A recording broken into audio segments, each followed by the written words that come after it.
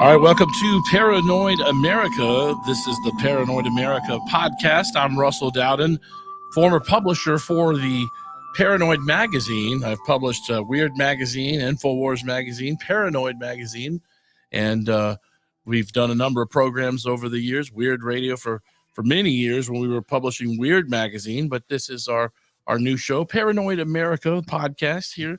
And we're going to be talking with a number of guests on paranormal, conspiracy, and just in time for all the craziness that's going on, brought to you by corporate sponsored media. So we'll talk a little bit about a lot of different topics. But today on the first show here this week, joining us on the program is Sean David Morton. Hi. Sean has been in the paranormal space for years. He's produced television shows. You can see he was a director producer with freelance producer for shows like The Hard Copy, Unsolved Mystery, Sightings. You remember the Alien Autopsy.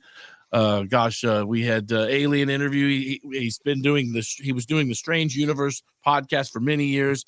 If you're a fan of paranormal in the last 30 years, no doubt you've heard Sean David Morton on Coast to Coast AM with Art Bell, or you've seen a TV show that he helped produce or had his hand in.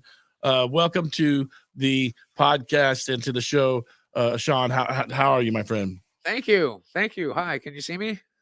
Good. I had a beautiful background behind me, but it's gone now. Wait, before we start this, because it's an alien show, I want everybody to look right here. Okay, now this is the greatest show that you have ever seen. You will watch this show all the time, and you will buy every book that is pitched to you on this show. Do you understand me? And there we go. Okay, you've been properly neuralized. There we go. I take these on dates. Actually, this is great. If a girl, I'm sorry. What's your name? How did I get here? What's going on? Great. Ladies out there want to be probed. These are the glasses to wear. So, hey, good stuff, man. Welcome to the program. I appreciate you coming on. You're our first guest on this new program. We've done these before over the years. I took a hiatus from paranormal. I actually host another show on an ESPN affiliate here in Austin that covers cannabis and news of that sort. But I've been anxious, Sean, to get back into this topic because we've seen so many crazy things in the media. UAPs are popular in the news. There's constantly, there's been weather balloons. There's been a whole slew of, is it Chinese? Is it Russian? Is it aliens? Is it an asteroid? It's just been a lot of crazy stuff going on. And it's just kind of got me back in the hot seat here with this new program, which is Paranoid America. We are shopping this with a radio network as well. So we'll see where we end up. But I'm going to do a chronological kind of just start with ufology with our guest Sean David Morton, and we're gonna end up with this UAP phenomenon in the modern era. But I want to start kind of with the Nazis and World War II. Sean, you're a encyclopedia of wealth of information regarding all of this. So, how did we get to the Nazis, and is there really this reptilian part of this? But I'll kind of let you just take it over.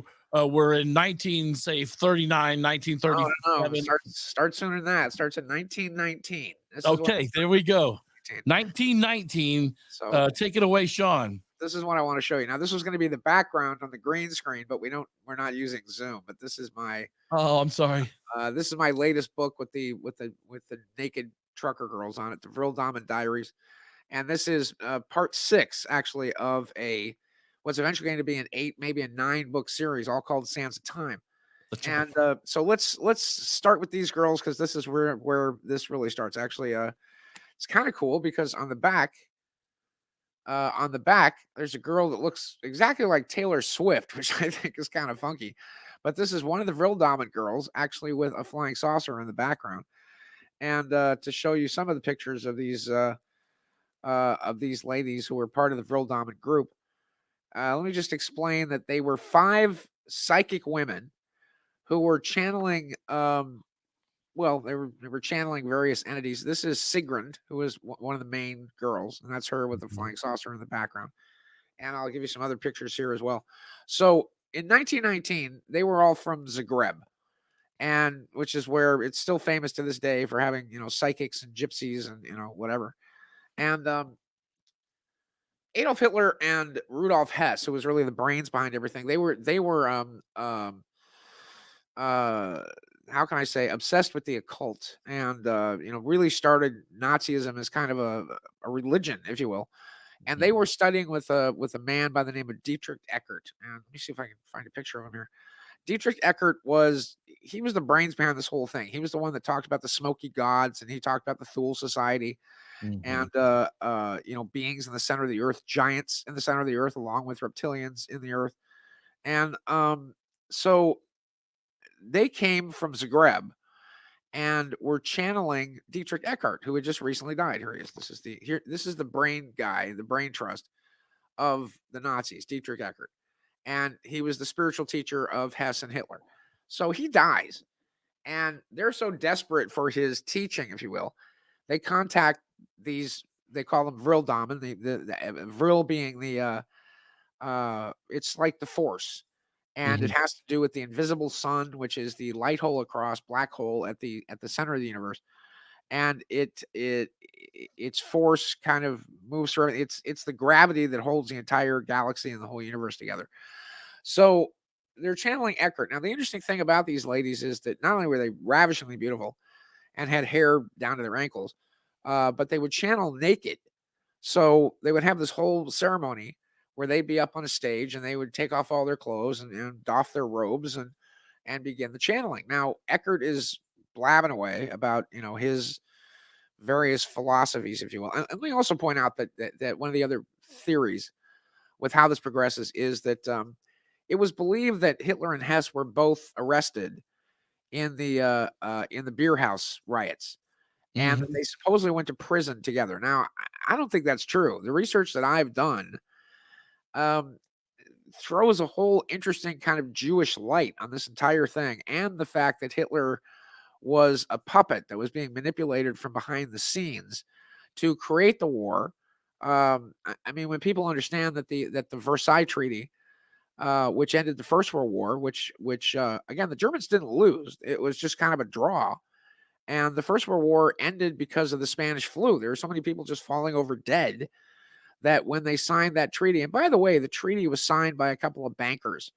On the one hand, you had Paul Warburg for the Allies, and on the other hand, you had his brother Max Warburg, who signed it for the Germans, and it screwed the Germans. I mean, the reason all this and the entire Versailles Treaty was designed, excuse me, to make the German people angry. To the average German man was working about 20 hours a day, of which he got to keep maybe 2 hours of his own labor because the rest went to taxes and reparations and whatever else.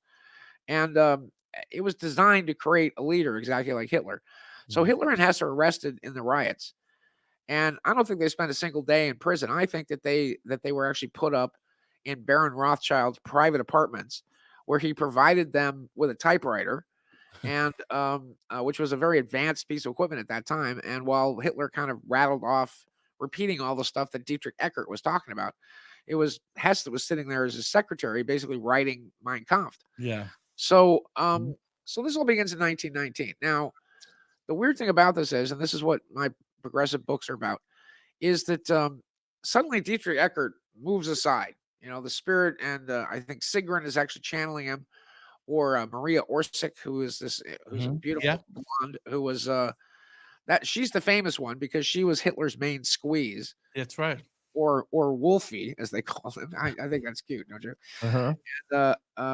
So suddenly another voice comes through that says we are the Sumer, and that they had founded the first Reich of Babylon, including, I might add, the Babylonian banking system and structure, which we still have today, and under which we are still kind of debt slaved and oppressed. I'm trying to find Maria's pictures here because it's really spectacular. Orsic, Joe.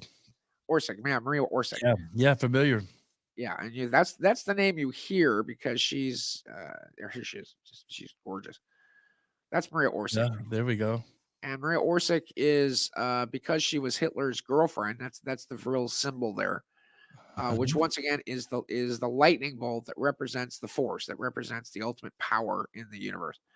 And the symbol that you see on the cover is I'm not sure if you can see that because you're coming in and out, but the symbol on the cover that has the real symbol in the center Okay. is once again. I put this on the book 6 months ago, and suddenly this appears as a crop circle. So you can actually look this up and actually see that this Yeah. is representing the force that runs through all the galaxy, really representing gravity.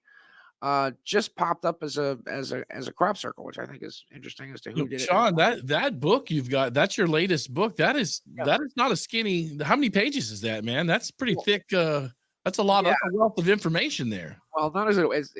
The other thing is too is that you'll notice that for my older readers who were complaining about the little teeny tiny type, it's actually got. You can see it. It's I pumped it up to 12 points, double space, so it's really easy to read. So for Good. anybody that's concerned about a book that's this big, it's easy to read. So okay, So this Nazi connection. so the Nazi connection is that suddenly these beings from Sumer, who are also known as the Illagim, come in and they say, "Look, we've been here for 500 million years. We've genetically engineered humanity.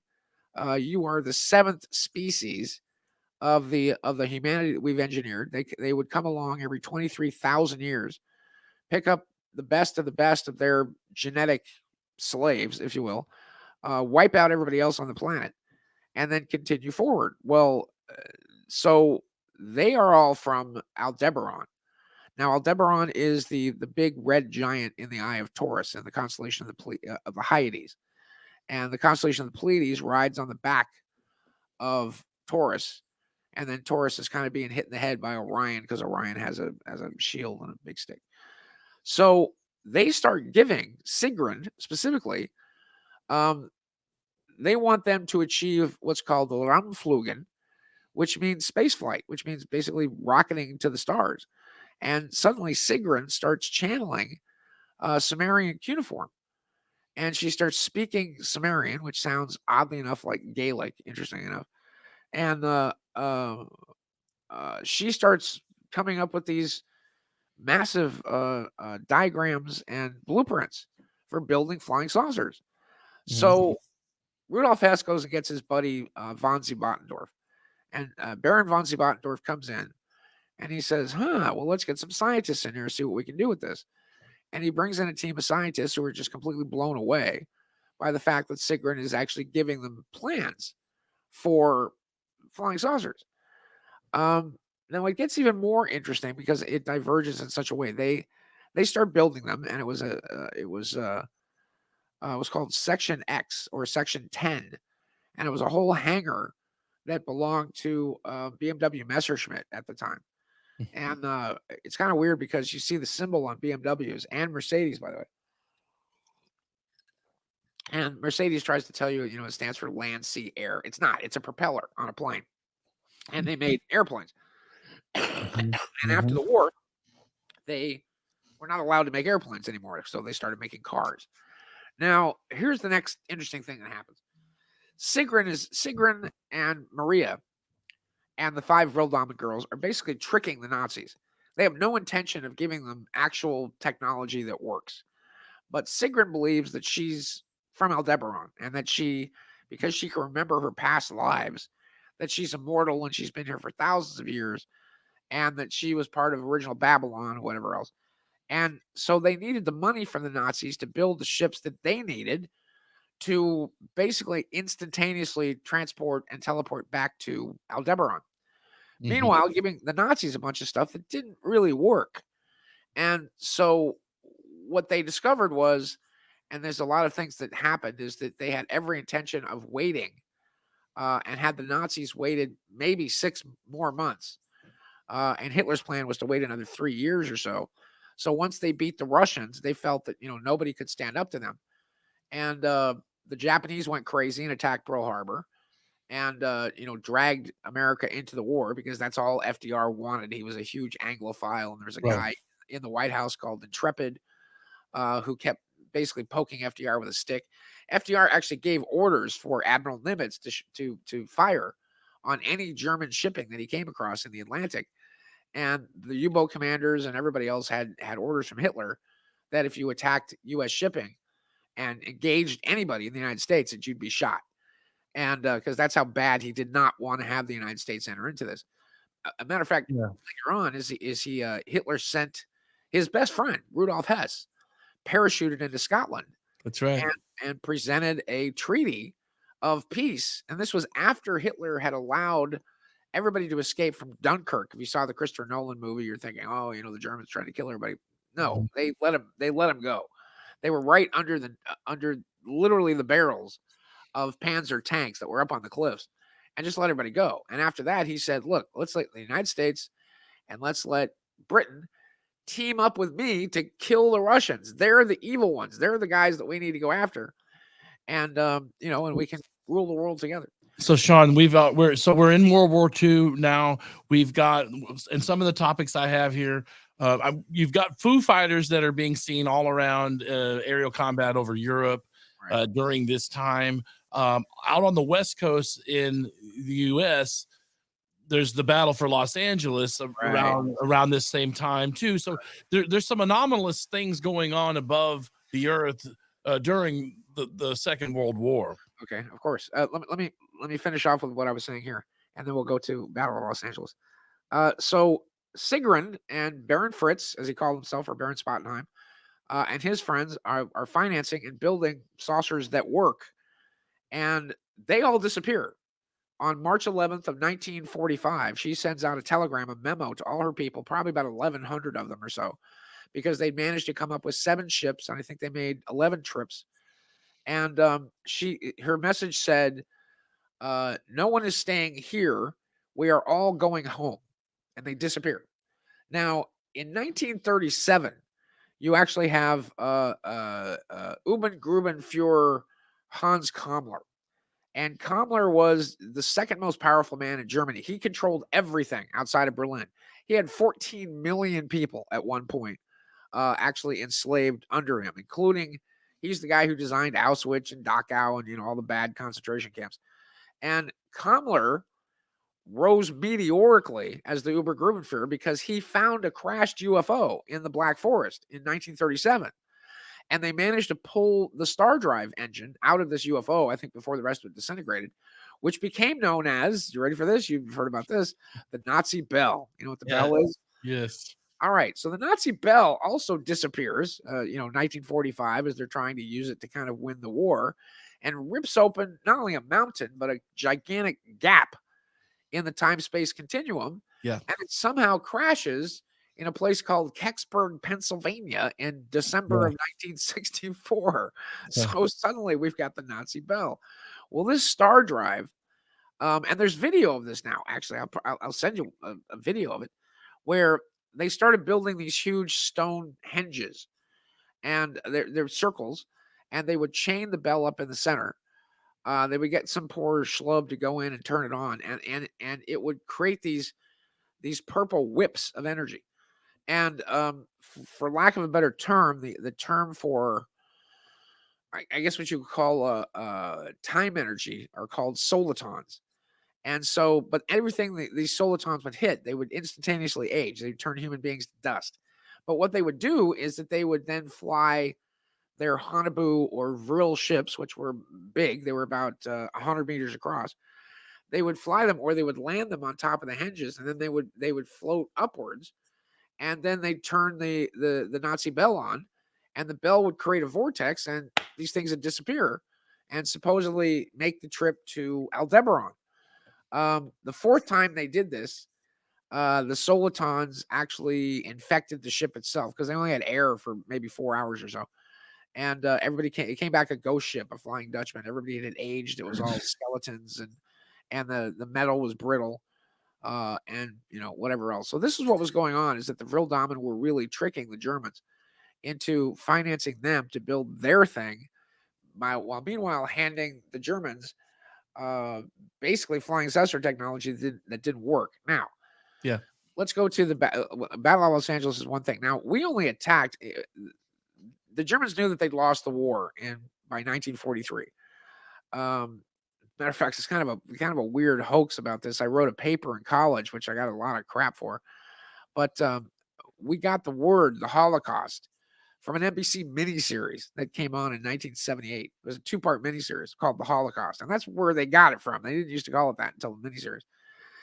And so in the last days of the war, 1944, 45, they show them loading Jews onto trains and that they were taking them out to the camps to go execute them and all that stuff. And I just so happened to be taking I majored in political science at USC, and I wrote a paper on this called basically the propaganda. Mm-hmm. Are we done? Yeah, we're going. No, I'm sorry. We're just coming up on our first break, Sean. Stay right there. Our guest, Sean David Morton, will be right back on the other side. It's Paranoid America podcast. We're going to continue this, and we're going to end up in Roswell, and we'll talk about Project Paperclip and some others after this. This is Paranoid America. We'll be right back after this.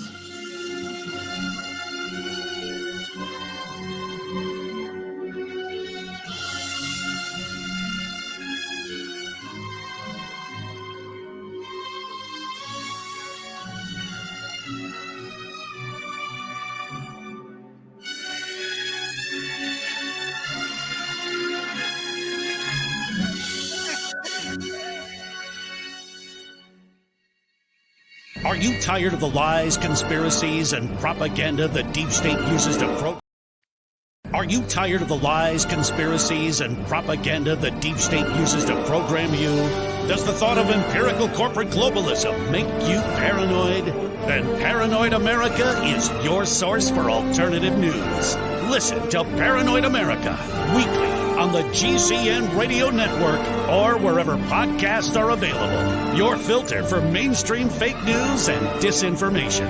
Featuring world news, the paranormal, cover-ups, UFOs, cosmic disclosure, secret space programs, and the parapolitical soup of today's global theater. Tune in weekly as we dig deep into the dark vault of false flag agendas and unlock the esoteric and the unknown. If you aren't paranoid, you aren't listening. The Paranoid America Radio Show. Now, live from an underground bunker fortified with cheese whiz and crackers, the man dressed in black fatigues, wearing a tin hat made of aluminum foil, your host, Mr. Paranoid, Jerry Lee Fletcher.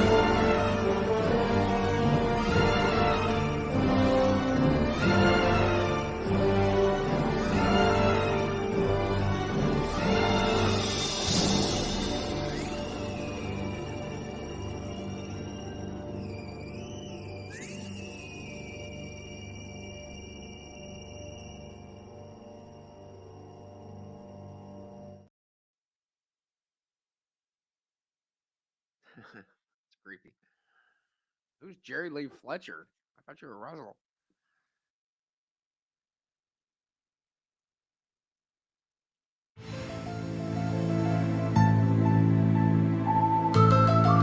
All right, welcome back to Paranoid America. I'm Russell with former publisher of Paranoid Magazine, Weird Magazine. Been publishing magazines for many years. This is the new podcast, Paranoid America. We'll jump right back into our conversation here. We've got about 30 minutes left with our guest from Strange Universe, Sean David Morton, giving us a history lesson of ufology as we let him jump right back into this conversation here and tell us how this all started with the Nazis and how we got into this crazy mess. Welcome back, Sean David Morton.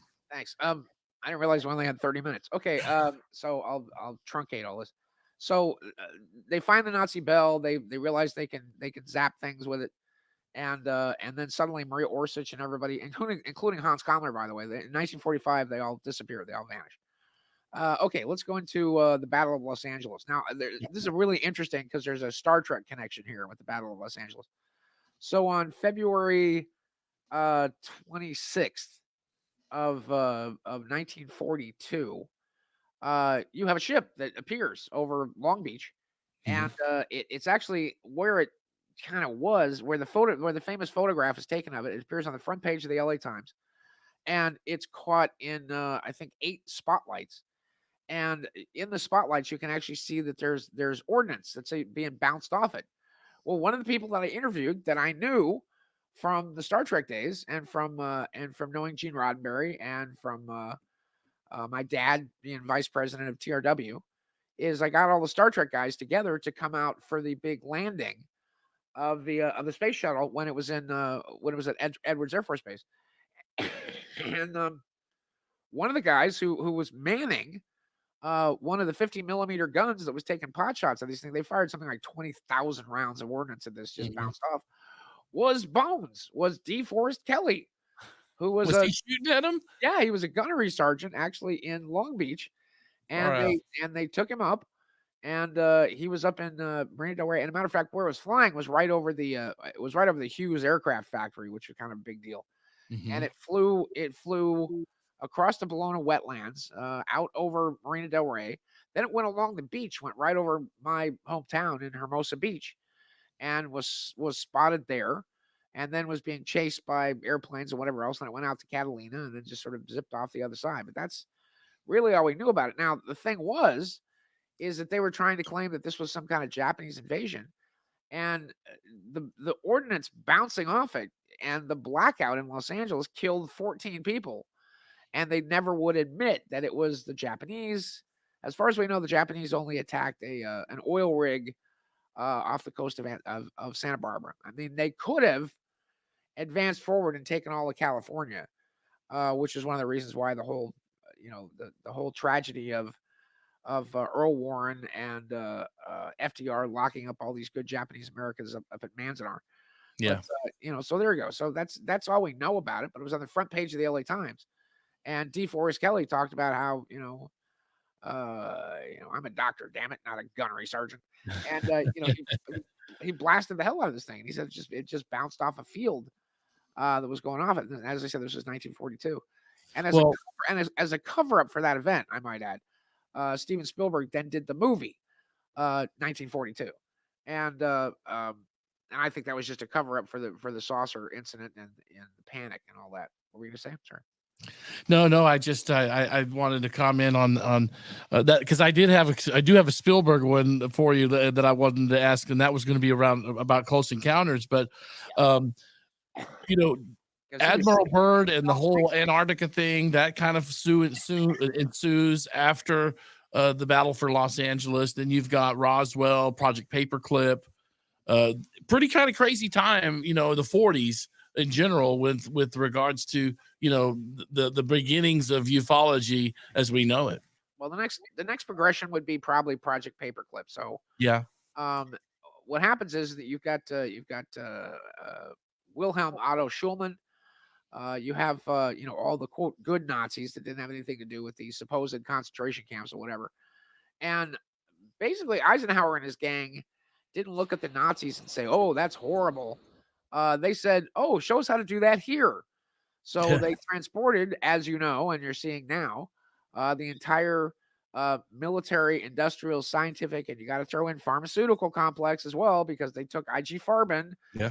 IG Farben, which basically was bought up Bayer, and they were the ones that were running the medical experiments at Dachau and Auschwitz. They brought it all here, and not only did I know them, I mean, they would come over to our house for dinner and say stuff like, Zafio was a hell of a dancer and he loved dogs. And, they would have the leather coats with the SS Thunderbolts like still on the collar. But we had to, I didn't mean to interrupt you there, but we had to put 750,000 new words into our lexicons for stuff that we hadn't invented, didn't even hear about. I mean, I can't even tell you every airplane design, every single one. Was the Germans, but they invented jetpacks and intercontinental ballistic missiles, the jet engine, obviously. It goes on and on and on and on and on. And you had a guy by the name of Victor Schauberger, who invented an implosion drive engine. Now, he was brought to the United States, and he tried to work with some crazy Texas people to basically work on an incredibly powerful implosion drive engine, and did build a disc in the United States that could travel at something like 40,000 miles an hour. And then, Sean, we end up with the 1952 flap over Washington, D.C. Okay. Is this extraterrestrial? Is this something else? Is this a man-made based? Nobody sees the connection here, okay? Because the connection is with Admiral Byrd. Admiral Byrd goes back down to Antarctica. Now, when he first went there was a Chilean reporter that asked him, "You got 1,500 troops with you. You've got they had the original models for aircraft carriers that you went down with guns and bombs and planes." And he said, "What's all this military ordnance for a scientific expedition?" And his exact words were, quote, "In case we meet the enemy across the ice." And they were like, well, the Germans have been vanquished. What do you mean the enemy? And of course, the Germans had claimed Antarctica in 1934-35. They dropped German flags all over it. It was called New Mhm. Schwabenland, even by That's right. National Geographic at that time. And there's a lot of people that believe that they had fled to Antarctica. Now, this is the connection between the buzzing of Washington, D.C. The day before this happened, and it's kind of a day the Earth stood still kind of moment, they asked Byrd what should be done with Antarctica. You know what his response was? We should test hydrogen bombs there.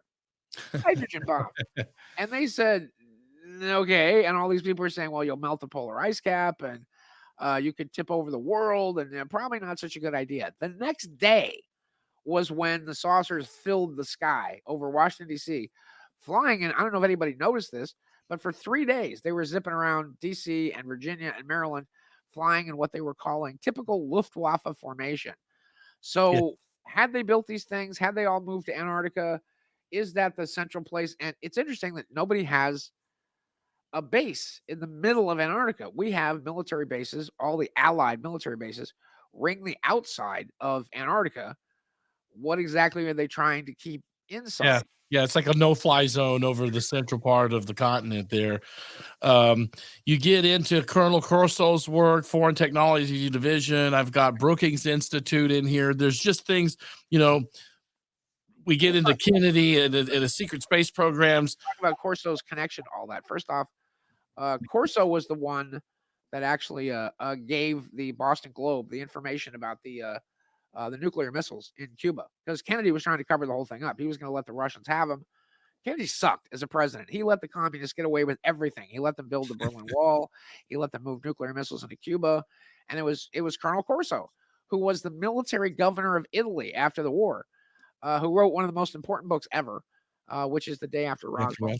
But years later, Corso has kind of an Italian girlfriend, and he's at a conference, and he talks about one last thing that went on with Roswell. Now, this is what's interesting. So my uncle Fred Bell, Dr. Fred Bell, who he and I, when I was in college, actually did a whole Marty McFly thing, and we built a time machine in his backyard. We have to talk about that later. It was 4 stories high, and it worked twice. I saw this thing actually vanish before my eyes twice, and we had to take Fred to the hospital each time. But Roswell was a trap. Roswell was, what was happening is that there were so many UFOs flying around New Mexico, and they were like mosquitoes. They were like flies everywhere. So what we did is we set up a trap, and the trap was we had what were called RX-47 microwave towers. Yes. And we discovered that the microwave towers could in fact interfere with the element 115 to 116 antimatter reactors inside these particular ships. Thank God it didn't really.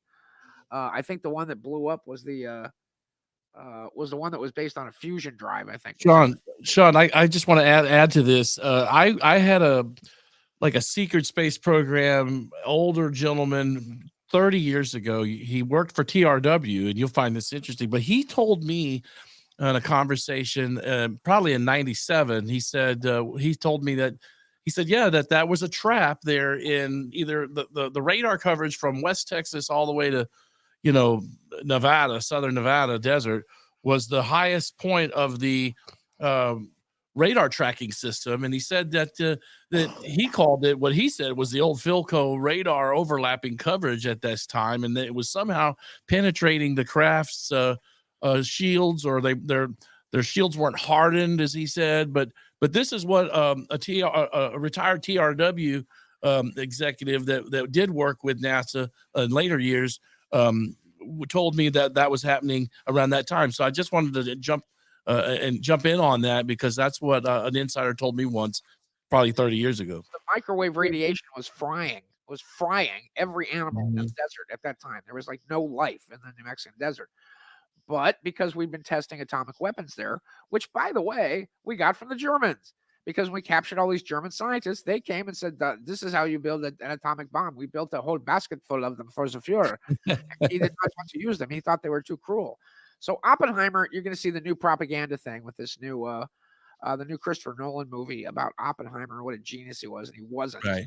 It actually took the German scientists coming in, showing us how to build an atomic bomb, because we had no hope of building an atomic bomb. Interestingly enough, the way we were going to go was there was something called Project 721, which was biological warfare to drop a disease, a biological flu on Japan, which would only kill Japanese, to be able to wipe out their population in preparation for an invasion, which MacArthur was saying was going to cost us 1 million guys. But instead we came up with the atomic bomb, because you can then link Project 721 and that agenda directly to the United States developing the COVID vaccine. So that's years later. But all right, so here's the thing. There were 3 ships in Roswell. And of the 3 ships, the first ship exploded, as you know, crashed into the second ship.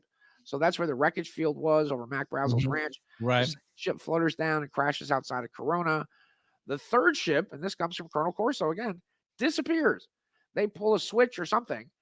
And Corso later said in a book that nobody's read, that not only did he know the third ship disappeared, but the third ship traveled through time, and that he was waiting for it when it crashed. And 10 years later, this thing crashed, and Corso managed to put one of these bands on his head that allowed him to telepathically communicate with the being. And he let him fix his ship and get away. Now, here's one other interesting part of this. I went to school with General Nathan Twining's grandson. We were great friends in college, and we used to do a comedy act together. So we were invited over to, General Twining's house, and he would tell us all these stories. Now, there was a surviving being that wasn't a living being. It was kind of a robot, and it would only talk to General Twining's secretary, a lady named Matilda McElroy. And there's a great book on this, which is also called The Alien Interview, where every time the generals and everybody would leave the room, this being, who was female, named Ariel, oddly enough, would start chatting away with Matilda.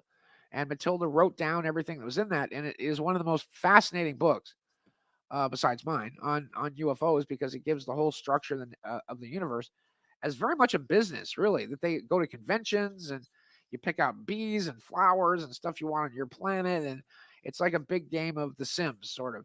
But so anyway, so Corso supposedly met this last UFO. So there's Roswell for you. Now, what do we get out of Roswell?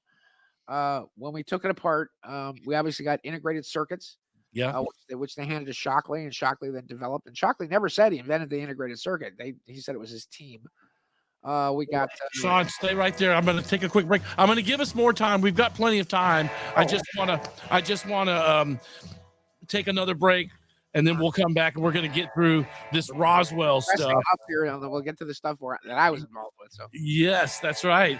And so stay right there, guys. We're going to have this will be a long segment after the break, and we're going to learn more about Roswell. We're going to get into maybe even the moon, Kubrick. I've got some questions on Dulce, maybe even Close Encounters. So we're going to come right back on the other side, Paranoid America, after this, guys.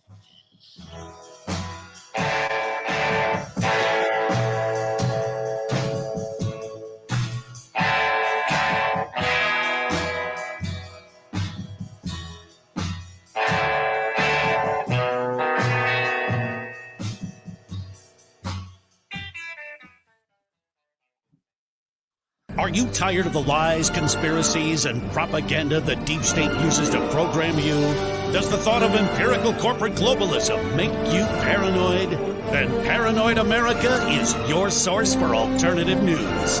Listen to Paranoid America weekly on the GCN Radio Network or wherever podcasts are available. Your filter for mainstream fake news and disinformation. Featuring world news, the paranormal, cover-ups, UFOs, cosmic disclosure, secret space programs, and the parapolitical soup of today's global theater.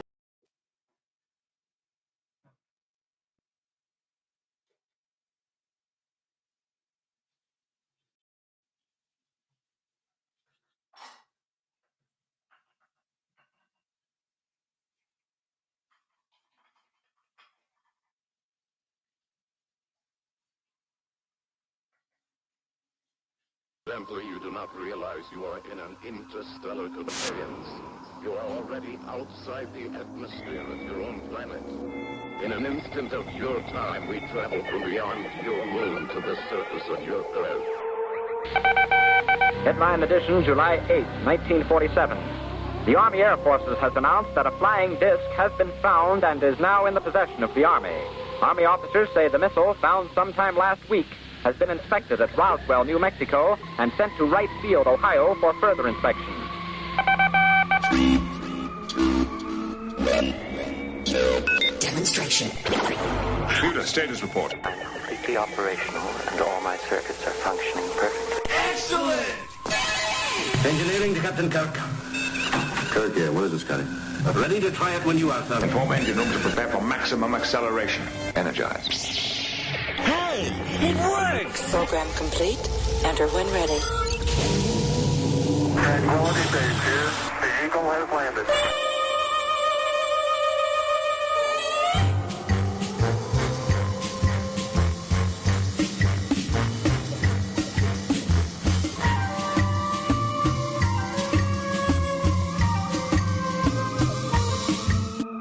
All right, welcome back to the Paranoid America show. It's Russell Dowden here with our guest, Sean David Morton, giving us a history lesson on American ufology. And so far, we have made it to the desert here in the southwestern desert and picking up where the Roswell crash left off. Our guest, Sean David Morton. Welcome back to the show, Sean.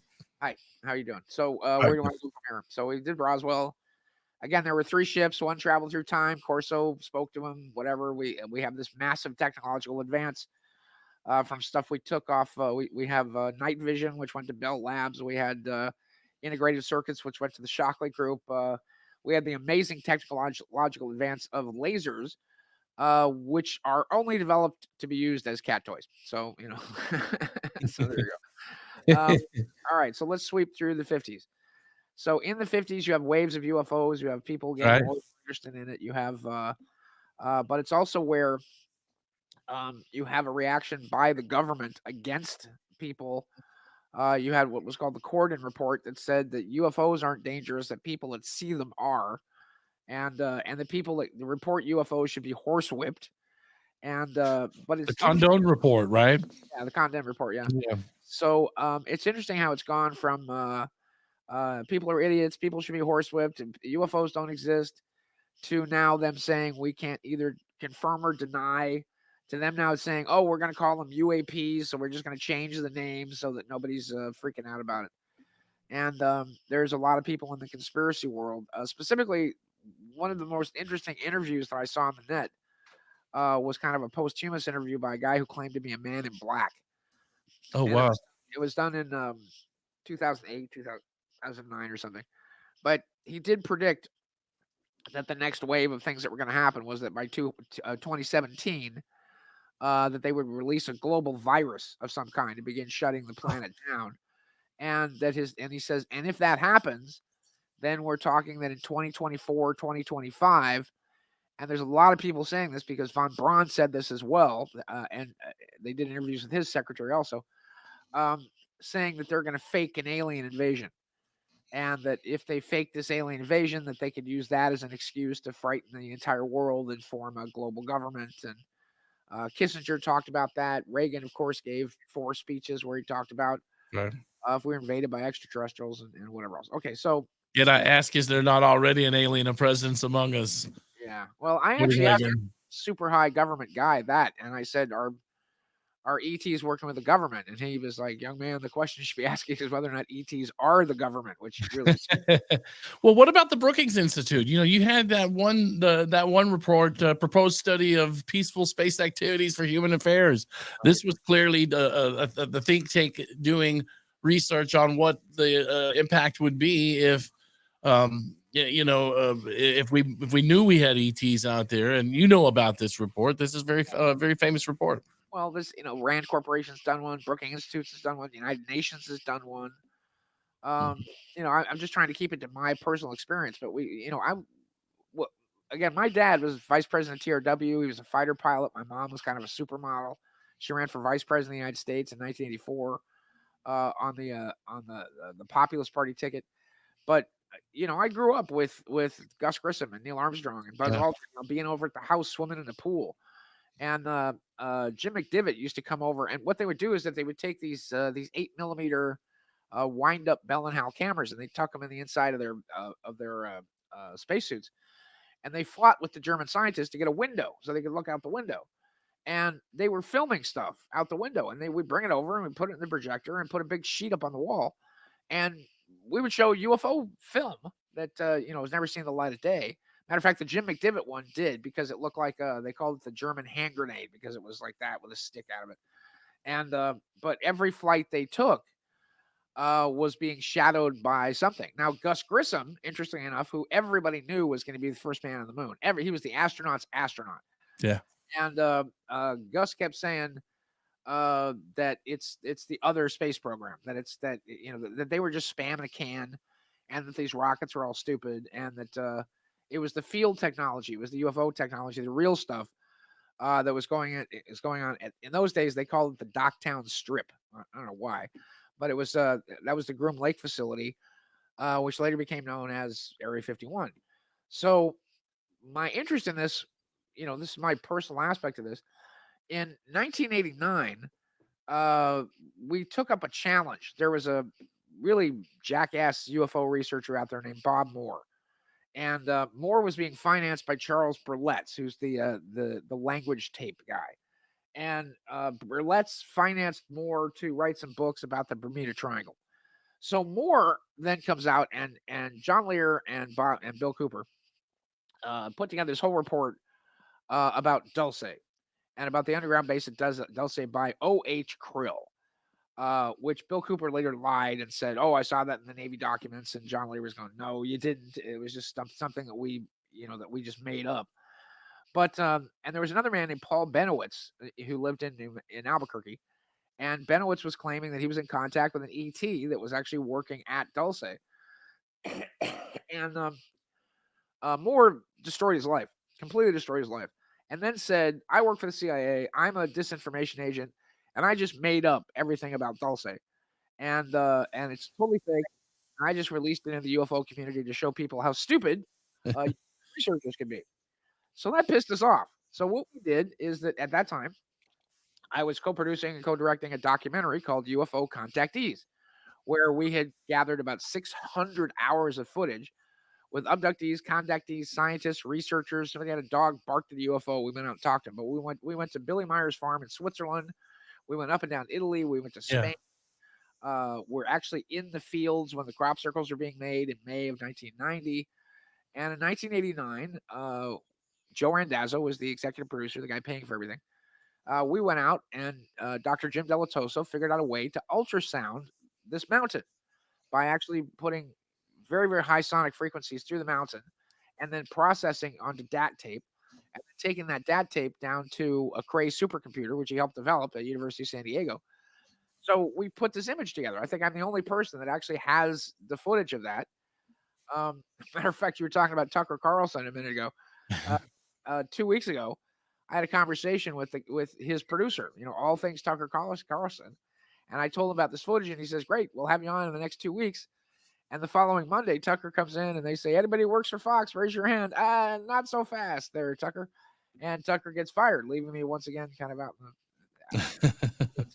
So anyway, we went out to Dulce, all kinds of weird. This was December of '89. All kinds of weird stuff happened when we were there. And then we interviewed in January of '90, we interviewed a guy named Bob Lazar, who later became famous for various reasons. Now, it's interesting because reading Bob's book and his subsequent interviews, he changes his story substantially. So I don't know what to do with that, because Bob, I mean, he did have an alien encounter, which was interesting. He claims that he came out because he got beaten up by Dennis Mariana. I mean, there's a bunch of stuff about Lazar's story that just doesn't hang, that he changes at some point later. So in 1991, after I do the UFO documentary and everything else, I finally take a friend of mine, Shannon Sands, who's a writer for the LA Times, and I go out with another buddy of mine, Jeff Slack, and we go out to Area 51, where you already had people out there like Noria Hayakawa and Gary Schultz and Anthony Hilder and all that, and they'd been coming out for a while. Oddly enough, it was it was February 26th of 1991, which was the anniversary of the LA flying saucer, the Battle of Los Angeles. And long story short, our car got swooped by a flying saucer, literally swooped by it. It came in on its edge in the road, flattened out, went zipping off into the desert. It was flying maybe 50 feet off the ground. Myself and Jeff jumped out of the car. We chased after this thing. Then this thing started chasing after us. We ran into each other. We're sitting there on the ground, peeing our pants, just scared to death.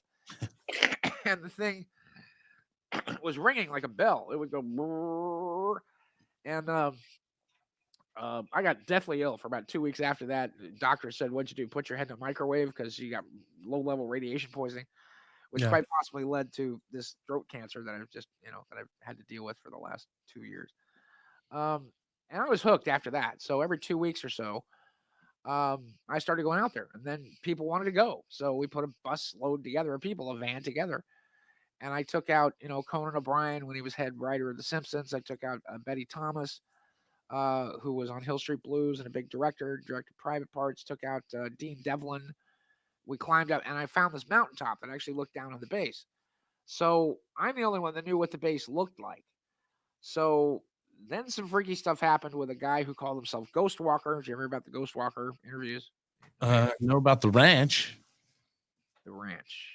Well, maybe it's not Ghost Walker Ranch, or is it that in Utah? You're talking about Skinwalker. Skinwalker Ranch. Sorry, that's a different deal. Let me put it this way. The guys at Skinwalker Ranch do not know what they're messing with. I've been out there, and what they're standing on top of is about a 1,500 foot across crashed disc. That's why you've got this big wash that then goes up to the mountain, because that's from where the disc crashed. And there's defense mechanisms on that ship that kick into gear. And when the engines go on, or whenever it is, it's actually creating, from what I can see from my perspective, they look like this. They look like kites, actually, with energy or radiation coming out of the center. And these are interdimensional time-space portals that stuff pops through, chases the cattle around, kills things while it's here, because anything interdimensional is vampiristic. Chupacabras, skunk apes, whatever else. But that's what they're goofing with. So every time they shoot something up in the air, you actually have ships that come in, which are part of the defense mechanism of the ship that they're standing on. I don't know where they got this Travis guy, but they got, some different people out there, but they're not using, they're not using psychics or sensitives who would tell them, what they're messing around with at Ghost Walker Ranch. So it's just saying that's what it is. Having been out there myself and having talked to a bunch of, Ute elders. So there you go. So I'm losing my track here. So interesting enough, then in 92, I think it was, Lynna Moulton Howe, and she and I have been friends for a while. She puts the show Sightings together, and I produced the whole segment on Area 51. And so they interview Bob Lazar, they interview Cooper, they interview Lear. So they interview most of all George Knapp.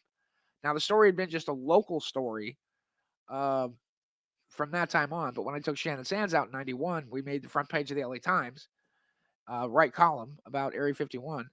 But they made us look like idiots, because even the photographer then, even though we had a ship that was dancing around, he refused to photograph it. Then when we were out there with sightings, the ship came up and started dancing all around. Those guys refused to turn the cameras around and film it. And then you had Stuart Brown, who was mocking us and calling us all kinds of names with Popular Science and then Popular Mechanics magazine. We sent them photos, close-up photos of the UFOs that they refused to publish. And I wrote letters to them saying, "Why are you making us all look like idiots? We see this stuff." But we had signs that said saucer viewing site. And the LA Times guy said, "I'm only here to take pictures of people looking at UFOs, not to take pictures of UFOs." The UFOs. Then they moved everything. Okay, about late 92, early 93. They moved everything to Utah. And again, it was only interesting from 87 to that time, because they had 9 ships there.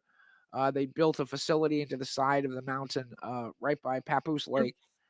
And where is everything in Utah now? We've all heard that, Area 51 moved to Utah. That's been in the lore of pop culture for many years, but I never really have found where in Utah. It's probably somewhere in the salt desert. Can I tell you where it all is?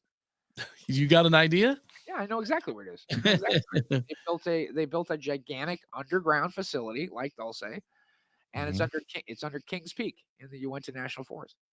That's where that's where everything is now. It all went underground, and the 9 ships which they got from Wright-Patterson, they came from a bunch of different places, including a crash ship in the Kalahari, which is where they got. And this leads to another thing. But after we did Sightings, it only ran for 13 episodes. Now, people also don't realize who Tim White, the host of Sightings. Yeah, I remember Tim White. But he was Colonel Tim White. You have no idea how heavy duty this guy was. This guy was a major league E-ring insider Pentagon guy.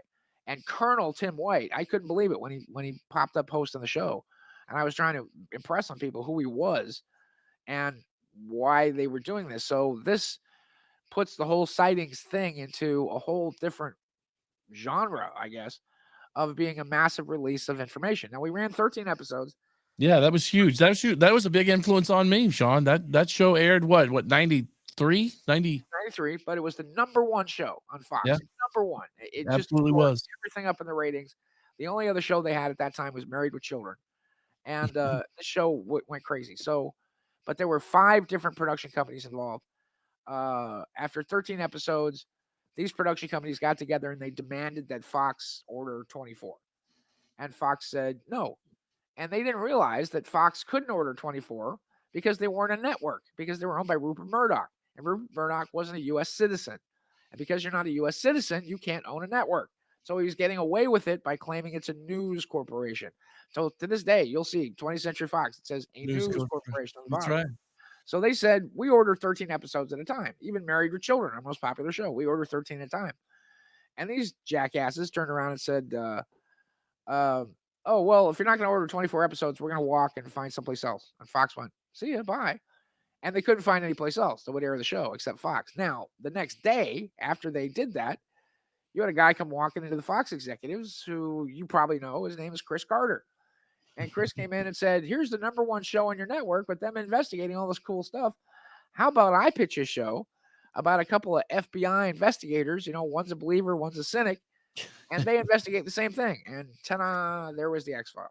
And the X-Files for 10 years. And by the way, the pilot of the X-Files was about these kids that find a hilltop that look down on Area 51 and that these pilots were reappearing, but their minds have been completely wiped as to anything about an airplane or flying an airplane. Or Sean, let me ask you, Sean, there was I don't know if it was a Sightings episode, and you would probably remember if it was, or you probably were involved in it if it wasn't, but there was an interesting one around the time of Sightings that came out that featured Bob Exler doing a piece on military technology. Maybe it was promoting an off-world program that was supposed to take people off planet, and it involved maybe a program called Dark Star or something. But you remember that? You're talking about Project Serpo.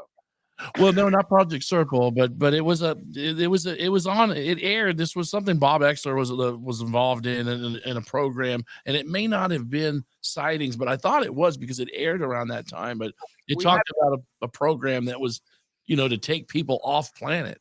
Well, sometime later, I was working for Geraldo Rivera, and we had a show called Now It Can Be Told, and we had an interview with Bob, which I think was his last one. He's retiring, but he had on tape Admiral Bobby Ray Inman, who was going to be head of the National Security Agency, with Inman saying, "Yeah, we have anti-gravity technology," and that's right. I would say we'll never release it. 10 years ago, I would have said never, and now it could be any day. And of course, that's the last you heard of that. So, Inman, Bobby Ray Inman was at the time, I think, in charge of Science Applications International, or SAIA, I think. Well, he's out. All those guys are out in they're out in Dublin, California, the Valley of Death out there at the Lawrence Livermore Labs. So anyway, so as the progression goes, so now you've got X-Files. Chris Carter was a rabid subscriber to my newsletter. So I saw a bunch of stuff that I wrote in the newsletter popping up as X-Files in the show. Yeah, which was kind of fun. And I got to have lunch with him the day that he signed the day he signed Gillian Anderson to her $4 million contract to do the X-Files movie. So that was fun. You had lunch with him that day? So yeah, I did. Yeah. So to progress forward now. All right. So I'm working for Geraldo. We do this whole thing with a guy named Ghost Walker, Connor Hennessy, he called himself, who claimed to have a stack of files, 500 pages that revealed everything. It was the Holy Grail, and he had to go get it in Las Vegas. He wanted $250,000 for it, and I teamed up with a guy named Bob Keviat. And bottom line of this whole thing is that a Ghost Walker. He basically just pulled our leg the whole time, and we had a security team, the whole thing, and he never reappeared. I did hear, however, that some months later, and this is where it gets really scary, we think that he was an agent that was released into the wild to find out what people knew about Area 51. And some months later, I was told that he was now infiltrating the Patriot Sovereign Citizen movement, and that he was trying to get people to blow something up, possibly a federal building in Oklahoma. Of course, then the whole thing with Timothy McVeigh and all that stuff happened. Yeah. McVeigh, by the way, was completely an agent, and he's not dead. They totally faked his death, and gave him some plastic surgery, and he lives in Costa Rica with a bunch of money. So that's that. There's a bunch of people, by the way, who you think are dead who are really alive, and people that are alive that are actually dead. So I give you an entire list of people. Truth is stranger than fiction. Oh yeah, who faked their death. So I'm working with Bob Keviat. So then Bob wants to do a thing on Billy Meyer. Oh yeah, famous case. Yeah, the famous case of Billy Meyer. I have a connection with Billy. I know Billy's son Methuselah really well. He would come stay at my house. I still bought him a cowboy hat at Disneyland, which he still wears to this day. And we were ready to give Billy basically an hour of network time on Unsolved Mysteries, top 10 show. I think we were 4 in the ratings at the time. And then Billy screwed us. Basically just said no. And it was weird because he said he didn't want to work with me because of Dr. Fred Bell. And Uncle Fred was supposedly in contact with Semyaze, which pissed off Billy. And the executive producers said, no, if that's how he's going to be, then screw him. And Bill said, and Bob said, I'm going to get Billy Meyer, which led to a special actually called UFOs, World's Greatest Hoaxes. Yes. And they turned loose Cal Korff and Bill Morgan and all these other people to basically just, tear Billy Meyer to shreds, which is really unfair. But Billy did the same thing to MUFON, by the way. And I went to MUFON a bunch of times, and apparently they just had an approved speakers list. I went to them with the Dulce stuff, saying, I can prove there's a military base in the middle of where all these cattle mutilations are. And they were like, yeah, thanks, but no thanks. So I now say that MUFON stands for morons ultimately finding out nothing, because they never do. They never find out anything. So, but from this, weirdly enough, I stumbled across a guy by the name of Ray Santilli. Yeah. And Santilli and I have a conversation where he's like, look, I have film which came from a guy. And it's funny how all this stuff starts and ends with Elvis. I think this was funny. So they had a combat photographer who was a big hero in World War II. He'd been at Iwo Jima. He took all kinds of crazy footage. So he got the plum assignment of filming Elvis in the Army. And, here's Elvis getting his haircut, and here's Elvis singing for the troops and whatever else. So he was a big deal. Now, they were working on a documentary about Elvis in the Army, and they went to this guy's house in Florida, the cameraman. I never knew his name. And he got paid like $200,000 for his footage. And he goes, well, you want to see something really scary? And he pulls up a bunch of floorboards and says, when the Army was creating the Air Force, they kind of just left this stuff with me. And this is where the alien autopsy film came from. And very interesting. Now this is why they thought it was fake later on, because they were working for a man named Volker Spielberg in Germany. And Volker Spielberg would not release the tape to anybody. Actually, interesting enough, the cameraman said, well, I'm not going to hand you this because it's my only copy, and I'm not going to give you a copy of it unless I get paid. So they said, well, look, we need money to give the guy to get it. He just wants to get paid for the footage. We can tell you it's legit. And Spielberg wasn't buying it. So Santilli and his buddies literally got together in his barn or something, and they did like a fake alien autopsy to come up with footage to show Volker Spielberg what the footage looked like, which then got upped later to being them faking the footage, which was weird. So again, that happens. Didn't that happen when Walter Stevens went out to see Billy Meyer, and they made the models to prove that this wasn't filmed by Billy, yes. way out. This happens when they do this. Sometimes it ends up people thinking it was a fake. Well, it was Lieutenant Colonel Wendell Stevens, and he was the one that took us to Billy's farm because Billy was friendly with Wendell. Mm-hmm. And what Meyer had done is that he pulled out the models and said, "Look, I took pictures of models to show people that I'm not taking pictures of models." Models, yes. And it's a whole different thing. So, anyway, so the alien autopsy. The problem with the alien autopsy was that I kind of backed off from it because there was just some skeevy stuff going on with it. But Bob Kevitt just completely snaked me. He just completely shoved me away. Totally took me out of the deal after working 4 Unsolved Mysteries. And it was just really screwy because Kevitt made money selling it as legitimate to Fox, and they made money selling it as a fake to Fox. So he made money and going. That's funny. But then this led, weirdly enough, to a guy named the Mysterious Victor, not his real name, who then has a 2-minute and 55-second piece of footage that he smuggled out of Area 51. Right. It's down in level 5 over at S4 of a being in an interview suite where there's a sheet of glass where they're maintaining the atmosphere and whatever else. And there's this creature that's just kind of wobbling around, at the end of a table. You have people in the foreground. You've got a commanding officer. You've got somebody that looks like an intuitive communicator, an INCOM, as they call, supposedly trying to communicate with this being. So he takes it to Fox. And Fox says, thanks, but no thanks. We just got burned on the alien autopsy footage, paying Bob Kevitt money coming and going. So no thanks. So he's out literally walking around Hollywood. And he's on Cahuenga and Hollywood Boulevard. And there's a ginormous newsstand there, and he picks up a copy of Variety magazine, and there's a big ad there for, I don't know if you remember this, but Dorf teaches you how to play golf. Remember Dorf? Dorf was Tim Conway in his golf outfit with his shoes on his knees, and he had a whole comedy routine of a guy named this little midget guy named Dorf. So, and it was produced by Rocket Video.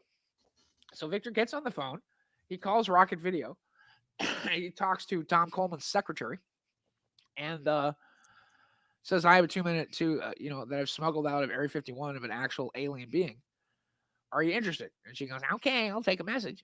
So she gives Coleman the message, and Coleman's not interested. But then Coleman thinks, he says, hey, Jeff Broadstreet, who works in his office. And Jeff says, yeah. He says, didn't you go out to Area 51 to that crazy Sean Morton guy? He goes, yeah. He goes, you want to take this phone call? And he goes, sure.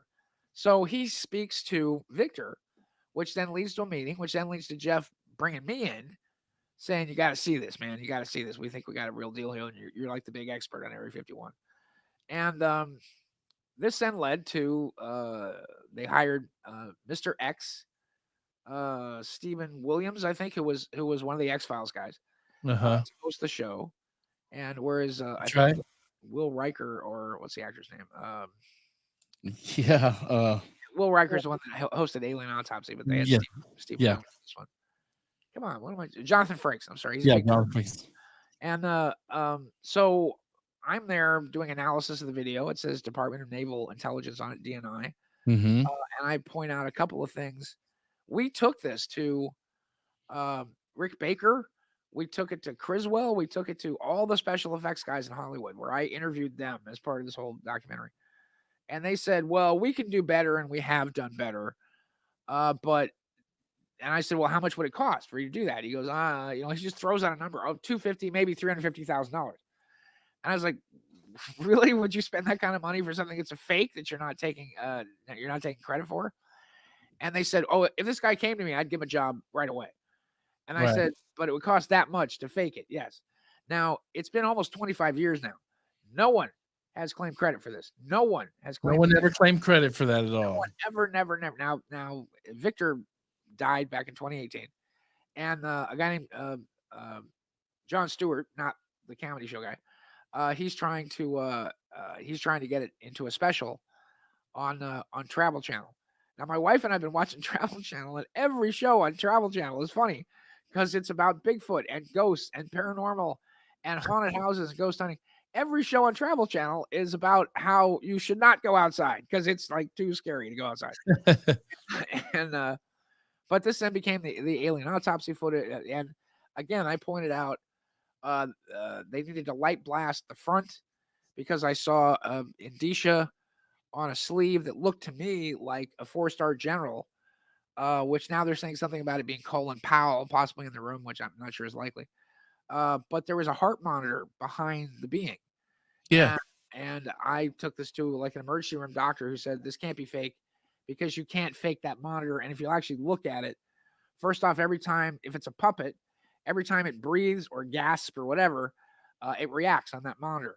The other thing is that it's not a human heart monitor. You can't fake those things. And this is a different kind of heart. And we found out the lungs of the creatures are one organ. It's the lungs and the heart are kind of all together. Yeah, and didn't you comment on another show, Sean, that heart monitor device those were custom made for whoever needed them, right? Yeah, I mean, for specifically for emergency rooms, and they couldn't be faked. And I brought doctors in who looked at them and said, "This is real. This is absolutely real." mm-hmm. And so everything points to this being an actual alien creature. Nobody's faked it. Nobody's whatever. I was on, I was on Channel 5 News, and they brought out an alien dummy and are dancing around with it. This, of course, is the interview with the alien footage. If you haven't seen it, check it out on your video platforms. But it's out there, and Sean, I've always thought that was pretty damn convincing, man. Yeah, I mean that's what they look like. So. I mean, it scared the hell out of Whitley Strieber when he saw it years and years ago.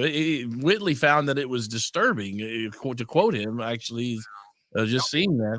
And don't get me started on Whitley Strieber. He would not talk to us for the interview. No. We tried to get him on Strange Universe. He wouldn't talk to us. So I got a bone to pick with Whitley Strieber. Although the fact is that Whitley's now made millions of dollars off his story and doesn't have an ounce of proof. Not a photograph, nothing. I mean, he doesn't have a probe. I mean, again, there are other people that moved into that same house that said nothing happened. His wife divorced him, and I don't know. I just don't want to get into it. But well, it's funny how that it's always the boat is always rocking with ufology over the years, and when I was doing set labs, studies of extraterrestrial life and answers from beyond, and around that same time, there was somebody gave us a picture of an ET. They submitted it to our photo gallery. I kind of used it as a PR stunt, not really as a stunt, but I knew it was important because it looked like a real freaking picture. So I sent the fax over to Art Bell, and I'd say, "Hey, can you get the listeners? Let's post this on your photo gallery to get people to comment on this. Let's find out if this is real or not." Well, Art did do that, and this was around 2000, John, and we got a whole bunch of emails. Stuff started coming in. People were reporting that they thought it was a naval interrogation of this creature. This was just still images that we had, but we shared them with Art Bell's team. But we ended up getting about hundreds of emails, Sean. Right. One of the emails comes in. It showed the alien as part of a crew called FX Masters, and they were hired by one of these production companies to do what was hosted by Leonard Nimoy's event of show, and this was would later make the pages of UFO magazine with Bill Burns and as the J-Rod alien image, but I wrote an article on that in 2004 for that same issue. That talked about this being the J-Rod. That image was the image that we had in 2000, and it later came out that it was an effects. It was totally an effects prop for a show.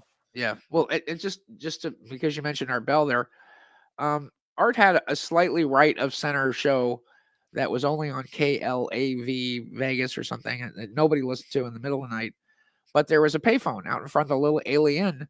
And we would call him on the phone at like 3:00 in the morning and say, "Hey, man." And there was a ship coming over. And I said, "Look, I know you live in Pahrump. Go outside, look up." And he actually saw a ship that was actually going over his trailers out there. And I just got finished doing the UFO documentary thing. and it changed Art's life. And Art said to me, quote, "I want to know everything you know and everyone you know."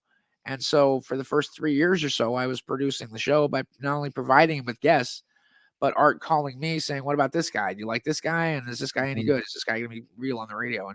And we turned that program into nothing, into the number one show late night, number 3 overall. Number 1 was Dr. Lore. Number 2 was Rush Limbaugh. And Sean, when was that? It was 91, 92. Wow. And it Wow. was Yeah. just because we started calling him on the phone from the payphone out in front of the little alien.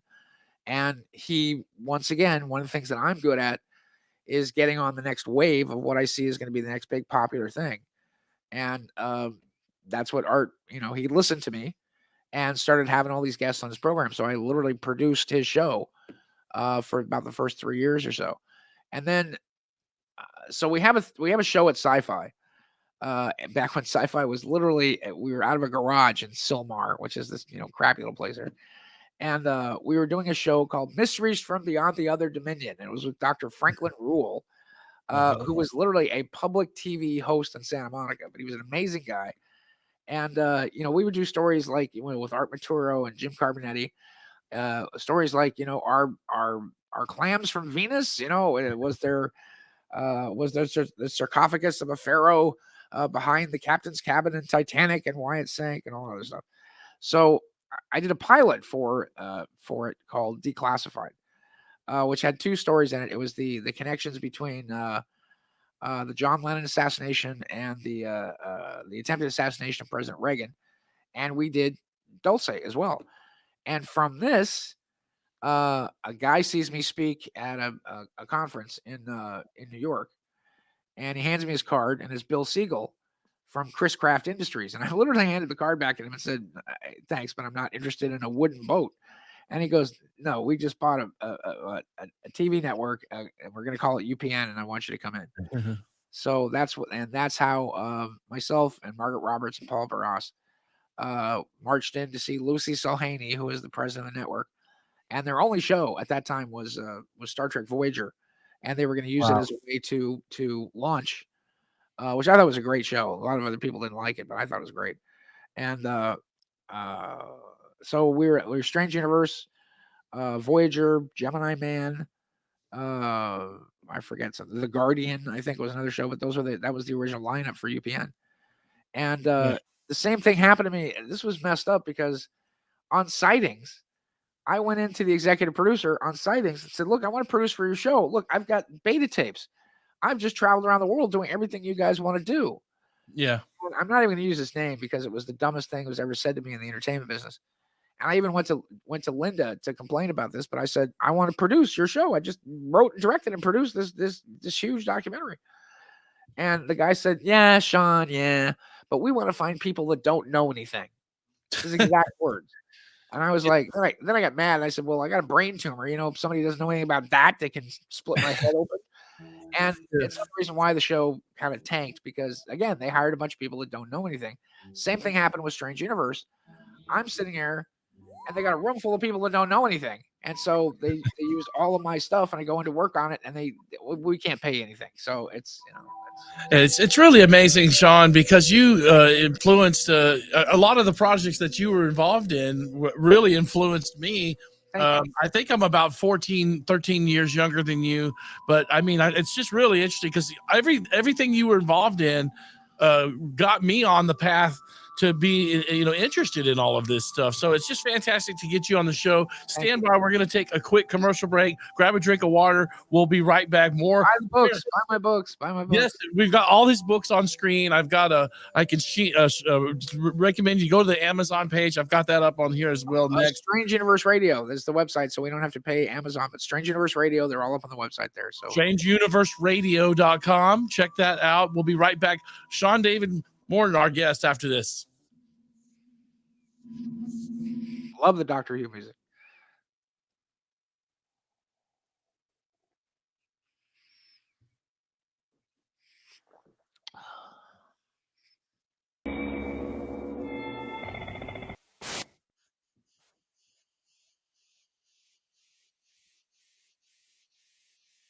Evidently, you do not realize you are in an interstellar conveyance.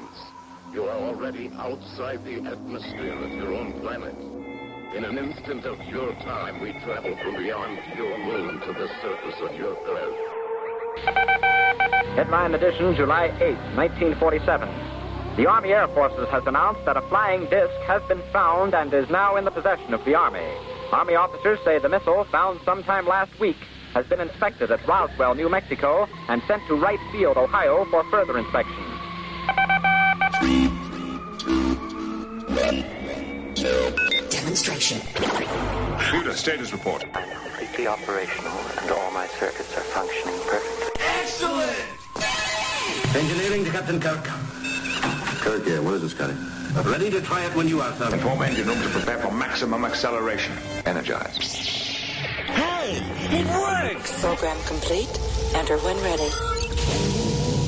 Tranquility Base here. The Eagle has landed.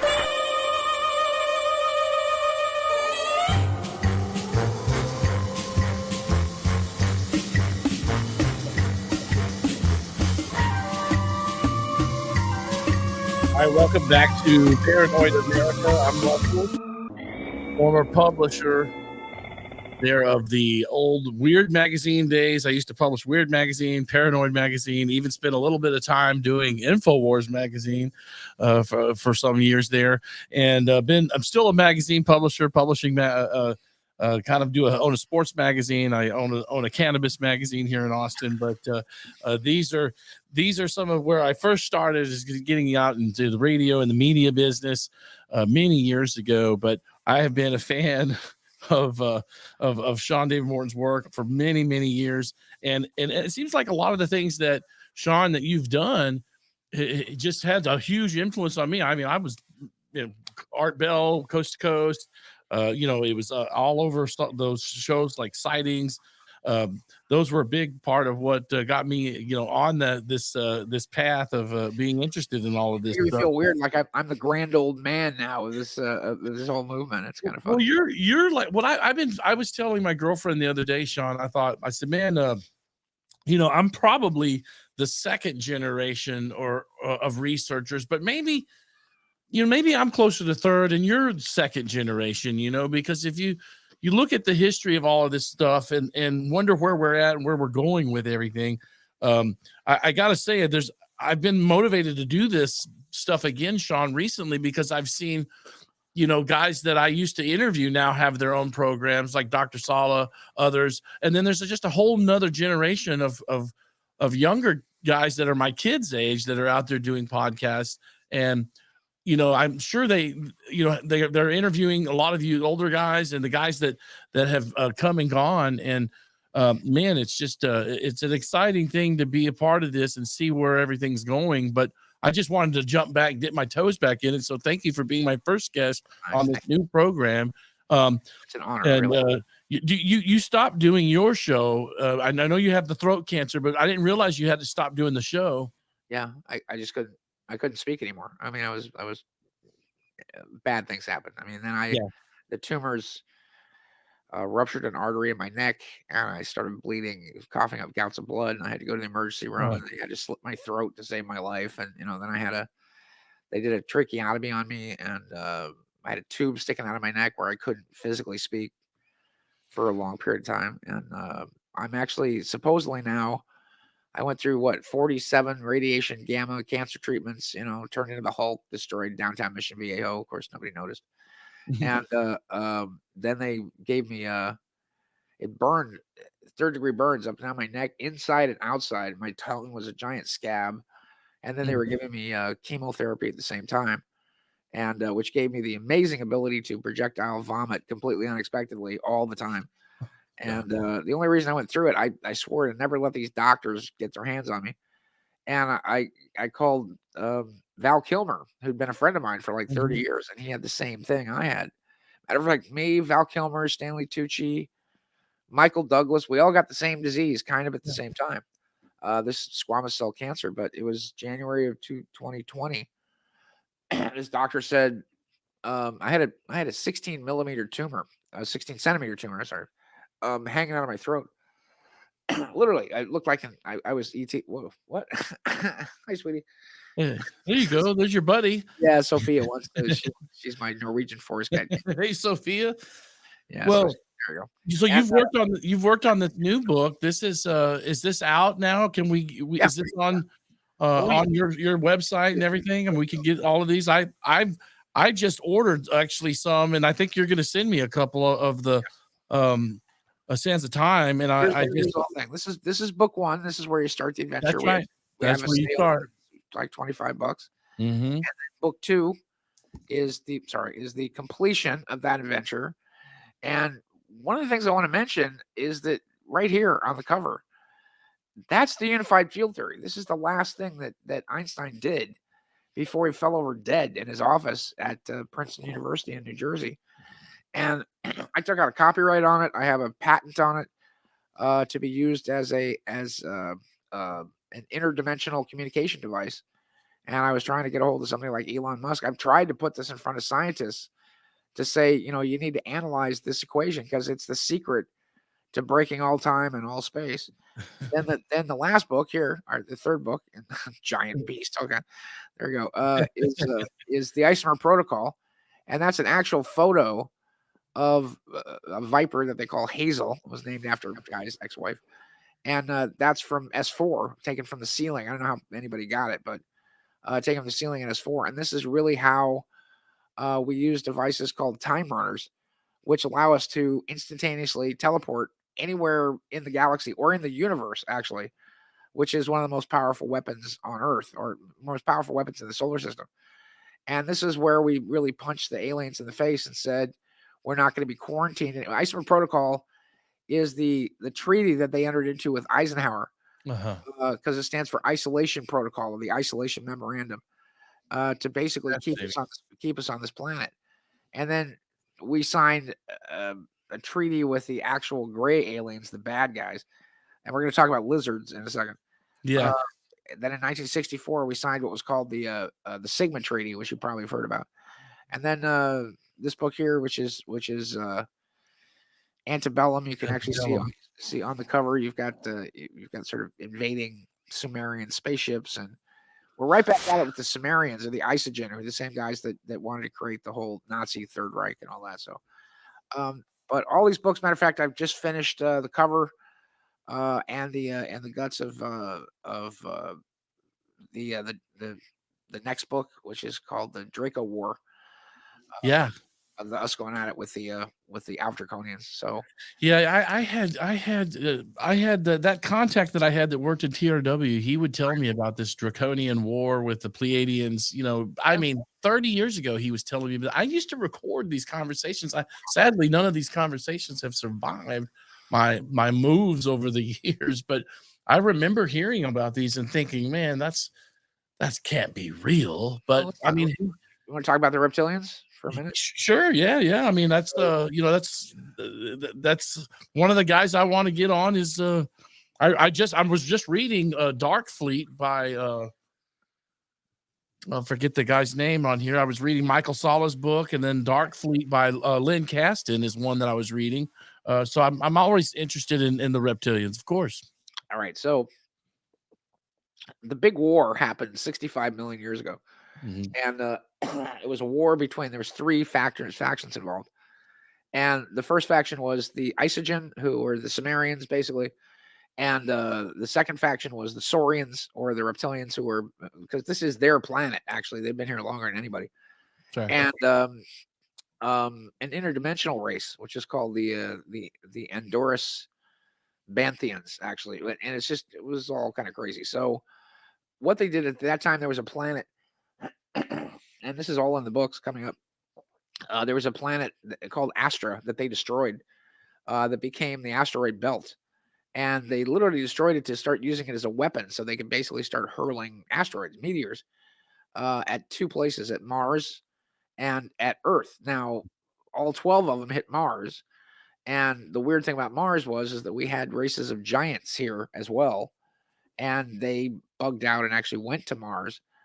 And they hit Earth with one big asteroid, which hit in the Gulf of Mexico, which is what many people think was responsible for the extinction of the dinosaurs at that time. But really what it was is that they used a gigantic planet-killing Death Star type plasma weapon. And this is the weird thing. I don't know if anybody notices, but there is a feature on Mars, which is called Vilius Marinus or Marinus Vilius. I'm not sure if A I got it. gigantic gash in the side of the planet. Yeah, well, that was created by a gigantic plasma weapon, and it's over 3,000 miles across and 7 miles deep. Well, it looks exactly like the Grand Canyon on Earth, and the same weapon actually formed the Grand Canyon on Earth, except because the weapon was further away, it didn't leave as large a gash in the surface. But what it did lead to was a nuclear winter that lasted approximately 200 years.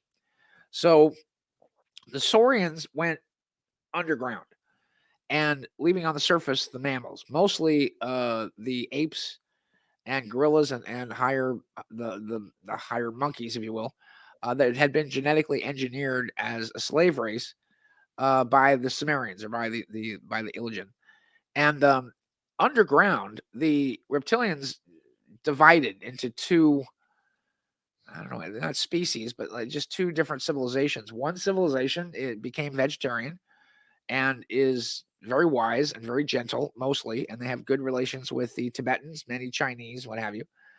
And the other gang are not so nice. They still see us as being basically just grazers and feeders and cattle on the surface. They eat human flesh. They're pretty nasty. And it's weird because in the Great Pyramid of Giza, if you look at the downward path of the pyramid, when the North Star at that time in 2600 BC approximately is Draco. This is before you have Draco, and then it turns to Vega, and then of course the North Star now is Polaris. Excuse me.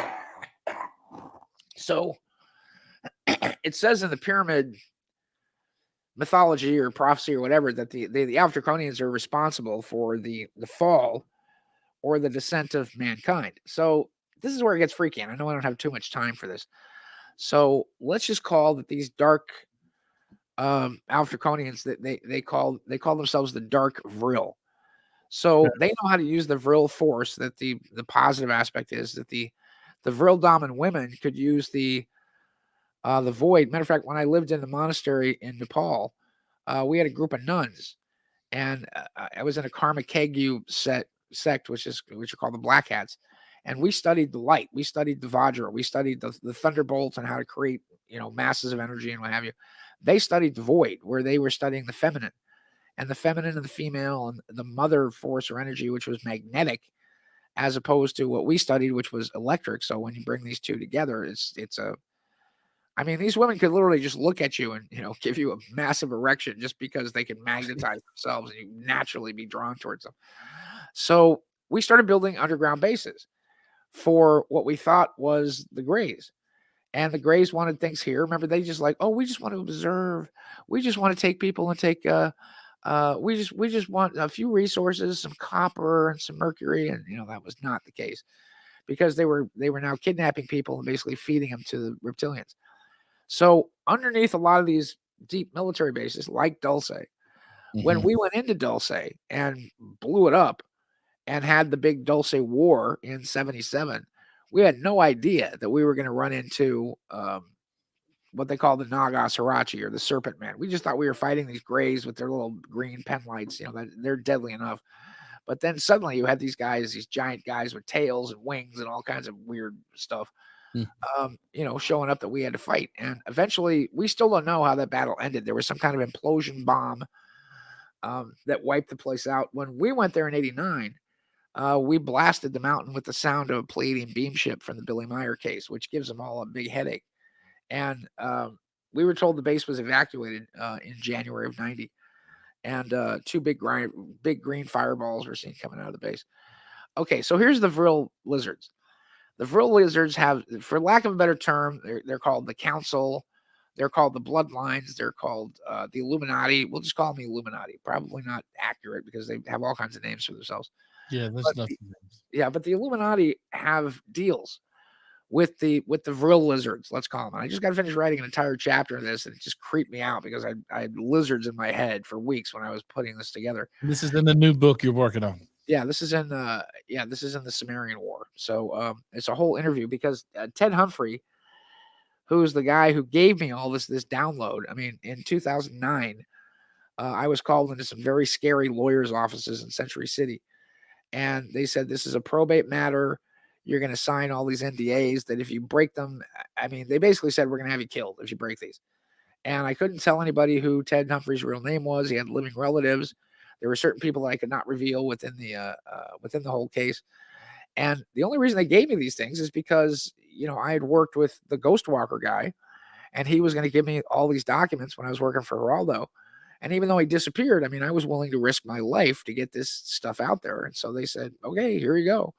And I got stacks and stacks of these diaries, which was the biggest download of information from a guy that was head of the group, that was head of the black operations. And I've novelized them. So if you just want to think it's just a cute little sci-fi story, that's fine. Mm-hmm. But it's true, and it's the biggest. They've been called a masterpiece. They're 5 stars on Amazon. Every rating is like 98%. People can't put them down once they get them. And they've really been a revelation to the world. So the vril. Now this is where it gets creepy. The reptilians have a. They're all venomous. The good ones and the bad ones. They bite you once, you're done. Usually it's used for bringing down like elephants and stuff. With a couple of bites or when they would gang up on them. So they would get their victims. Now they sometimes take they take mental patients. They take people from prisons. They take whatever else. But here's the crazy part. Okay, now remember the very wealthiest families on Earth, their wealth comes from things from underground, which are given to them by the reptilians, like gold and diamonds and rubies and jewels and oil. And they make a deal with the reptilians. And the reptilians have these amazing claws, and they're diggers. So they've dug tunnels, all across the Earth. And then it was only recently that they built these machines to be able to dig the tunnels. And they live in pockets or nests of about 900 or so. And the 2 biggest underground areas on Earth are Aghartha Major, which is underneath the Himalayas, and Aghartha Minor, which is under Gobi Desert. Now, the Chinese proved this, by the way, because they were testing atomic weapons in the late 80s and proved that these velts in space in the crust existed.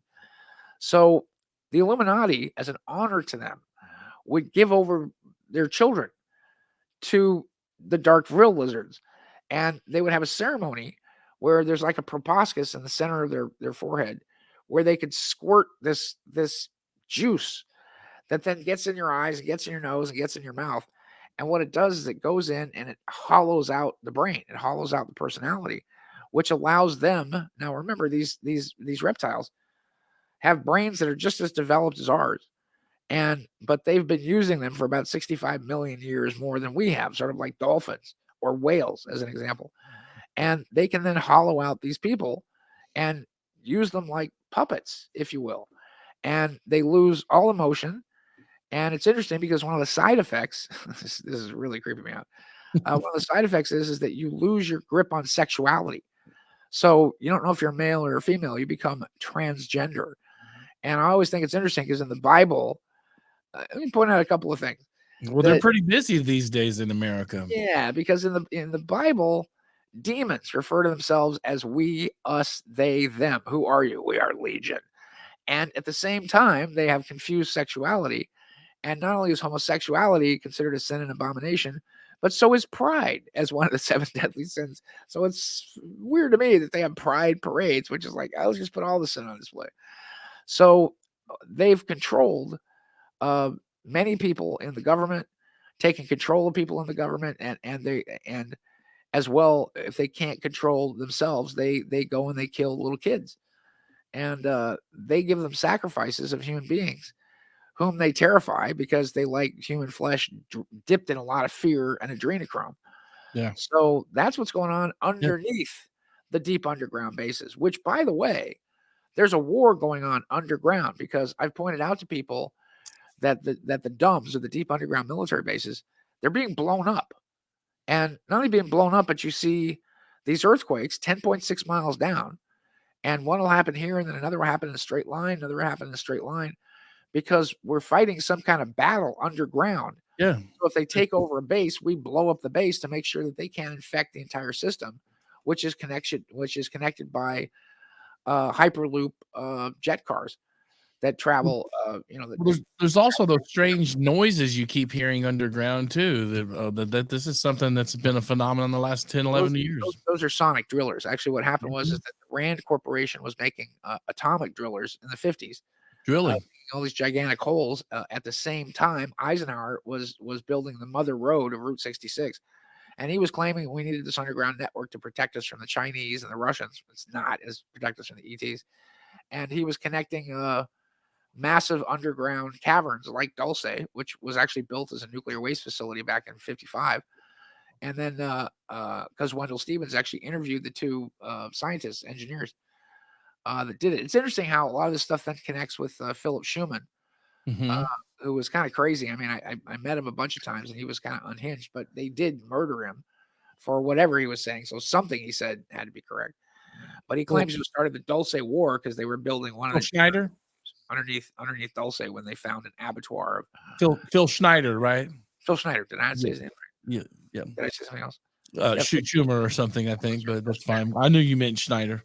Yeah, and he found this abattoir. It's described in the books, actually, how it really happened, of hundreds of thousands of human bones underneath Dulce, and that's why so many key things actually trigger around Dulce. Let me tell you one other interesting thing about this is that these grays that we were dealing with, I wasn't so sure they were grays because some of the video that we had that came out of Dulce, which you've probably seen, is us growing these creatures in tanks, in vats, if you will. Yeah, that's right. So the beings have no reproductive systems and they have no digestive systems.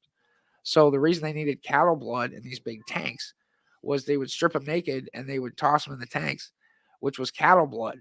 And they would mix the cattle blood with hydrogen peroxide, which increased the oxygen content. And they absorbed and excreted food through their skin, which is why they all smelled like sulfur, which is why their skin was always peeling. I've heard that. And because that's the only way they can eat, really, or eliminate waste. So that's how I've heard that that's how they eat, is kind of through the skin. But if that's the case, they're not aliens at all. They're stuff we make. And what most people don't realize, this is all traces back to Dulce, by the way, is that on that tape, and I've seen the whole thing. Unfortunately, it was at Jim Delatoso's house, and he lost most of the tape to a flood or something he had, which is weird because he lives in Phoenix. And just real briefly, on the rest of the tape, a scientist actually cannibalizes one of these cameras off the wall at Dulce. And his name was, I'll come up with it. But he comes on and he talks about how he's invented a laser tweezer process and that he can put blank mules in between the RNA and DNA of a plant and an animal. In this case, I think it was a laboratory hamster that he had, and an aloe vera plant. And then you see a time-lapse piece of photography where he grows a plant that has these little feet on it, that has these little buds on it that literally have little hamster heads coming off it, and it has this gold fur. And he says, now that I've perfected this process, I'm looking for $55,000 in the private sector, which is nothing, even in 1976, 77, to perfect this process. Well, you would laugh that off if you didn't see an article in Omni magazine, which strangely enough, I think at that time was written by Bob Keviat, where they talk about how Monsanto, who's even changed his name because there were so many lawsuits against Monsanto, but how Monsanto had actually developed a process to mix animal and plant DNA. And I remember it had a funny cartoon because it had the actual headline of the article was Attack of the Killer Trees. And they had trees with apples. You know, they were throwing the apples like out of Wizard of Oz. And, they say an apple a day keeps the doctor away, but only if you throw it really hard.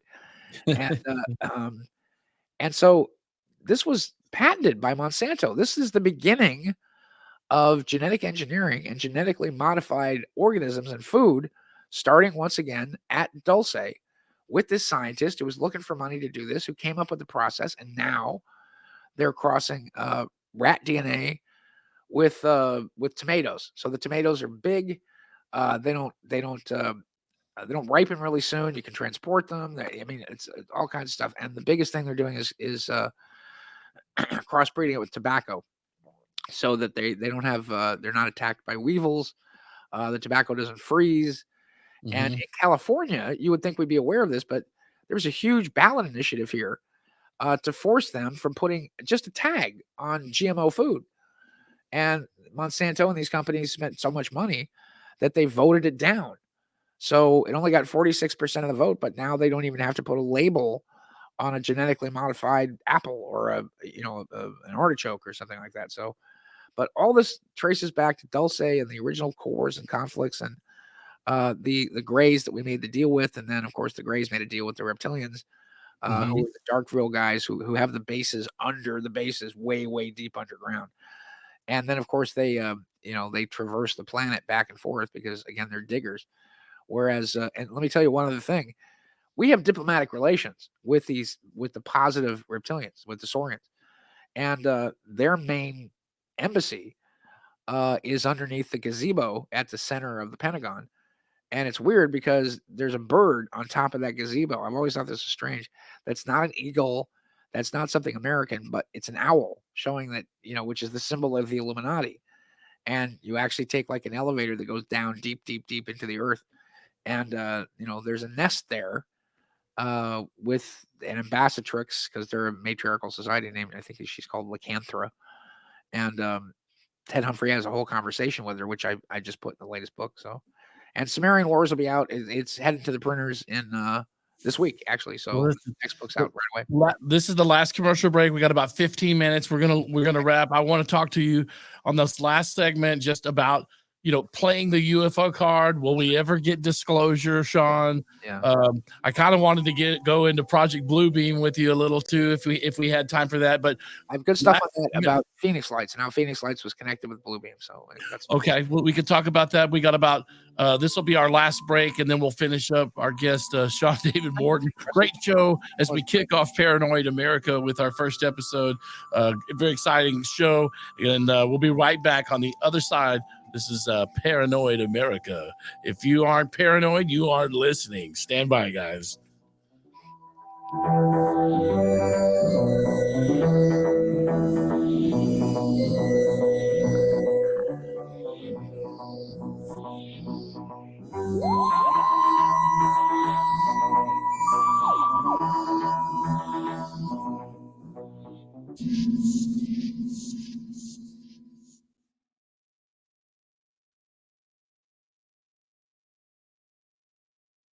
Evidently, you do not realize you are in an interstellar conveyance.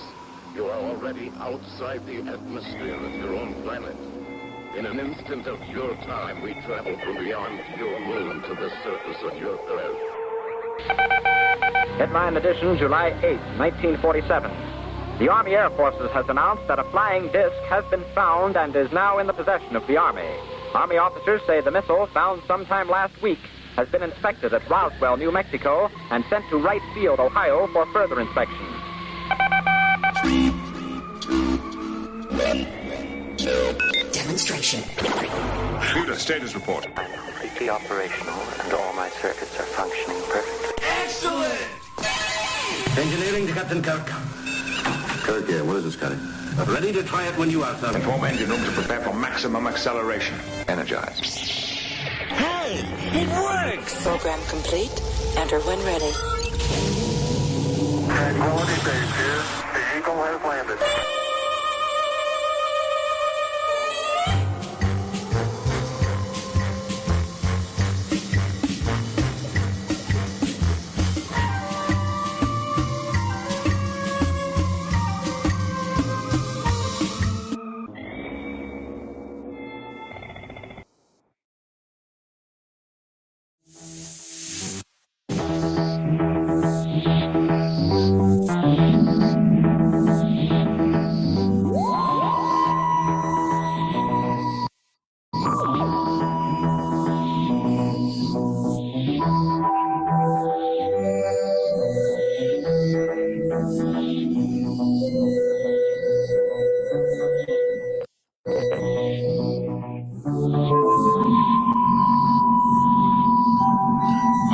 welcome back to the Paranoid America podcast. This is our premiere show. Here are our guests this week.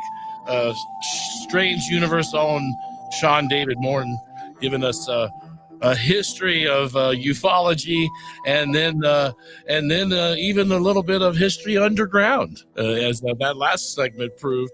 But we've covered everything from Nazi reptilians to Battle of Los Angeles, Roswell. We've traveled through the 50s, 60s, 70s, 90s, right up to where we are today.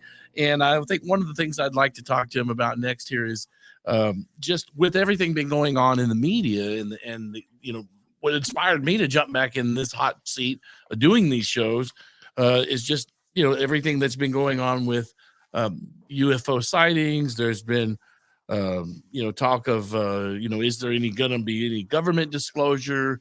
You've got characters like this Elizondo guy promoting the UAP phenomena. So are we calling them UFOs now? Sean, are we calling them UAPs? We've seen these balloons in the skies. Things are being shot down, so there's just been a lot of wackiness back and forth with this lately. So I just thought I'd get back in the hot seat here and take a stab at doing some old paranormal radio, which I've done for many years. And what is there any truth to playing the UFO card? Or we talked about Project Bluebeam. We've got about 13 minutes left here with you, Sean. So I thought I'd get your take on what's going on presently, as we talk UFO. All right, I'll try to talk fast. First off, over the course of 70 years, you've had the military with a big red brush and a can of paint themselves into a corner. And that's right. They're in the corner with the paintbrush going, oh, what do we do now? And again, I'm looking at their Tic Tac videos and their gun videos and all that other stuff. And the fact that Alessandro wants to call them UAPs now instead of UFOs is just a way for them to break through the laughter curtain, which they've created, by the way. They are the ones who created it. So let me give you a key insight to this that I figured out early on. There's two branches of evolution. And again, I knew this with the astronauts, with Gus Grissom, who were like, there's us with the rockets and the spam in the can and all that nonsense. And there's the real stuff that was going on at Docktown, is going on at 5-1, that goes on at S4 and S2 and all these places, which is basically field propulsion technology. If you see anything that looks like a triangle, it's ours. You have a lot of disclosure information on what we call the TR3B. Yeah. And we're so far beyond that now. It's up to like the photo that I showed you from the cover of my book, which is a Viper. It's also called a Reaper. Are probably, by the way, TR stands for terrestrial reconnaissance, whereas SR, like the SR-71 Blackbird, stood for surveillance and reconnaissance. Well, the terrestrial reconnaissance are because the big triangular ships basically just sit way, way high up in space and look down on us. I mean, from a perihelion point or from a Lagrange point between here and the moon, I mean, they can read the print on a newspaper sitting on your porch. Mm-hmm. So one of the interesting things was that, and one of the big questions that I had was when we got swooped by the UFO and all of us were standing out there by Steve Menlin's mailbox, or when I found Campfire Hill, or I had a chance to climb up the top of Whitesides Mountain and videotape the base for the first time. And every single one of you here have seen the tape, which is nothing more than a plane, but it looks like a really scary thing because it comes in, it lands, and then Hangar 18, which they do call it, lights up. It's the largest aircraft hangar on Earth. It's like twice the size of Moffett Field, which is like a Zeppelin hangar or something. But why the hell are they testing this stuff on the public side of the road in Tickaboo Valley off Highway 375? They have a military reservation that is 3 times the size of Switzerland, where the military owns 89% of the state of Nevada. They own 90% of the state of Utah. They own, I mean, most of these states, you don't realize the largest landholder west of the Mississippi is the federal government. And, sure. And BLM and, Bureau of Land Management and all these guys, managing this. Why fly it over our heads? We're a bunch of stupid civilians taking pictures of all this stuff. Now, either it was a design psyop where they wanted to release it to the public for some reason, or there was something else. And I think that something else is that whenever they flew a ship, because you had Bald Mountain here, and then you had a observation tower there, And whenever they flew a ship up, and it would come over our side of the mountain, I think if they flew anything any higher, they would then have to explain what was flying over the place to the guys at Nellis, way down the road. Now, this all goes back to when the military stole 89,000 acres of sovereign Nevada land after making requests for it, where the state said no, and then they just took it. And this was Harry Reid actually conducting the investigation, the head of Nellis, who said, well, what goes on there that you need this 89,000 acres? And the commandant of Nellis said, I don't know. I can't get up there. You need to have a Q-16 clearance just to set foot on the base. I have no idea what's going on there. It's the dark side of the moon, is what he said. And with that being said, this is everybody that was there. By the way, you had TRW, you had Northrop Grumman, you had, as a matter of fact, when we found out that Northrop Grumman had actually gotten the contracts to build all kinds of stuff at 5-1, we knew TRW was doomed. And they then bought TRW, which my dad worked for. They used to call it TR Wonderful because it was such a great company to work for. And I was raised on the, I guess you could call it military middle class welfare. But this is the branch of the government. So what Alessandro is squawking about is that the Pentagon spent $22 million, which is nothing to them because their budget is almost $780 billion, which is more than the budgets of all 50 states combined, I might add, for the military for 1 year. Yeah. Which I think if it came out and you froze military spending for a year, you could turn this country into a paradise with the streets paved with gold and, build everything and fix everything. So there's one whole branch of the military in the Black World, Black Ops, run by the group, run by Ted Humphrey, the guy that gave me all the material to write these books, that is completely separate from the other side of the military. And they're spending this picayune amount of money to find out what the guys over there are doing. So every single time you see something that's a triangle, it's ours. Yeah. As far as the disc stuff goes, and as far as the big cigar craft goes, those are probably the cigar craft are probably the positive reptilians. You can't tell the difference between the Vril Damen and the dark Vril lizards and the good ones. So do you ever think we'll get any kind of disclosure? I mean, it seems to me that with this disclosure narrative, it seems like the government has their own agenda. It's like whoever makes disclosure first, whether it be some ET race or it's the government, at least whoever exposes that controls the narrative. You know what I mean? Okay, so I'm working for Hard Copy. Mm-hmm. And I do all kinds of crazy stories. I do a story on TWA Flight 800, proving that it was a military submarine that took out TWA Flight 800 with a missile, and I proved it. JFK Jr. was, in my opinion, assassinated by Hillary Clinton. Bottom line, easy peasy. You never saw a body. He was cremated, even though he's a Roman Catholic. He was never buried next to his father. And I'm the one that actually started the rumor about JFK Jr. possibly still being alive because an MI6 agent told me that Princess Diana and JFK Jr. could possibly be in witness protection programs somehow. So I did the first stories on the Phoenix Lights. Now, the Phoenix Lights happened in March of 77. Let me tell you one other interesting thing, too. 97. I'm sorry, 97, yeah. 97. 2 months before that, I was at the World UFO Congress in Laughlin, Nevada, the pitch by the ditch. And I got approached by a bunch of the Heaven's Gate people. And, they were dressed in white and they, cut off their balls and, they were really freaky. But they wanted me to take them all out to Area 51. And I said, no, there's nothing going on out there now. You wouldn't see anything anyway. And I said, didn't you live in Dennis Weaver's house made out of tires in New Mexico? And they said, oh, we've come up in the world. And this is important because they were the big UFO people. Now they were living in a multi-million-dollar estate in La Jolla, which is a very, very bougie kind of northern suburb of San Diego. And I said, how are you making that kind of money to live in La Jolla with your little cult? And they said, oh, we're making the big bucks now. And I said, doing what? And if you're ready for this, they said, oh, we work with computers, which means we got a contract doing code cracking for the National Security Agency. And 2 months later, they were dead. All of them were dead. And they did not commit suicide. They took sedatives. They took something to knock them out. Somebody else came in, put bags over their heads, strangled all of them. But, Marshall Applewhite was directly connected with CIA. And, so there. So now I convinced my producers at Hard Copy to do a Phoenix Light story. Now, it didn't go anywhere in the national media when it first happened in March of 97. But they came back in January of 98. And we had, because now people were ready. So there's all kinds of footage.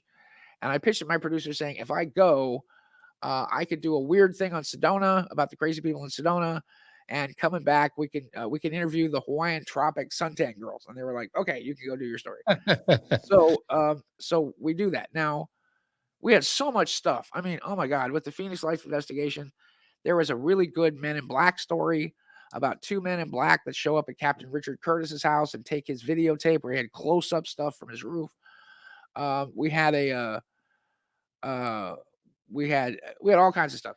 So Burt Kearns had taken over at Unsolved, and we all got invited to a party at his house. And he has a beautiful English wife, Allison Holloway. And we're telling Allison about this, and she's just sitting there with her mouth open, just. And we said, look, we got so much stuff on this, and they only let us do a 6-minute story. And after that, actually, the president of the network, a guy named Frank Gifford, president of TV division, came down and said to our producer, said, what are you doing? She goes, well, we're doing stories. And he goes, I don't want these kind of stories. You can't let Sean Morton and Wayne Darwin just go running around doing these stories. I want stories about nothing. You're the number 2 biggest show in syndication behind Entertainment Tonight. I want a nothing show. And number 2 biggest show in syndication. And I got us kicked off the air because of the stuff that I was doing. And they replaced us with Inside Edition, which was Jennifer Aniston's hair and, a nothing show. So part of this was we interviewed 2 airline pilots who were camping with their wives. And I thought this was significant.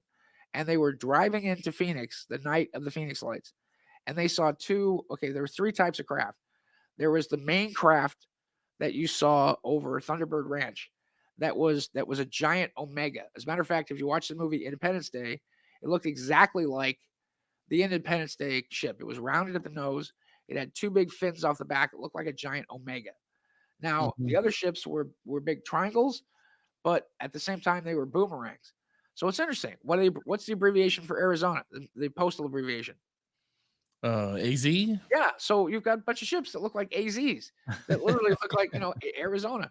So Alpha and Omega. So 2 of these ships that were the boomerangs, the tail of the boomerang was, they said, about 300 feet across. They were floating over a mesa. And these guys stopped and pulled over. And there was a red laser and a blue laser that was actually coming out of the nose of both these ships. And they're floating over a mesa. And they're creating huge, real as day, holographic images. But they're of Jesus and the Virgin Mary. And there's an angel with a flaming sword. And during the Phoenix Lights. During the Phoenix Lights. Yes, and this is outside of Phoenix. And this is pure and simple Project Bluebeam stuff. Now, there's other people that take this another step and say that they're going to use these to stage an extraterrestrial invasion, which I disagree with. What it's used for is used to scare the shit out of people in battle, where, you show a big thing of Muhammad coming out saying, the Americans are right or something. And it's another reason why you have these battle-hardened Iraqi troops during Desert Storm who are throwing their guns down and running the other way. They just fought an 8-year war with the Iranians. So it wasn't like they were afraid, but something was going on. And so they watched this happen for 40 minutes, where they saw Jesus, they saw Moses, they saw Michael, they saw the Virgin Mary, all religious icons, 60 feet high on top of this mesa. And then it just went zip, and then the boomerangs just went and flew away. Now, we would watch the boomerangs fly at the end of 190th out in the Antelope Valley, right next to Nellis.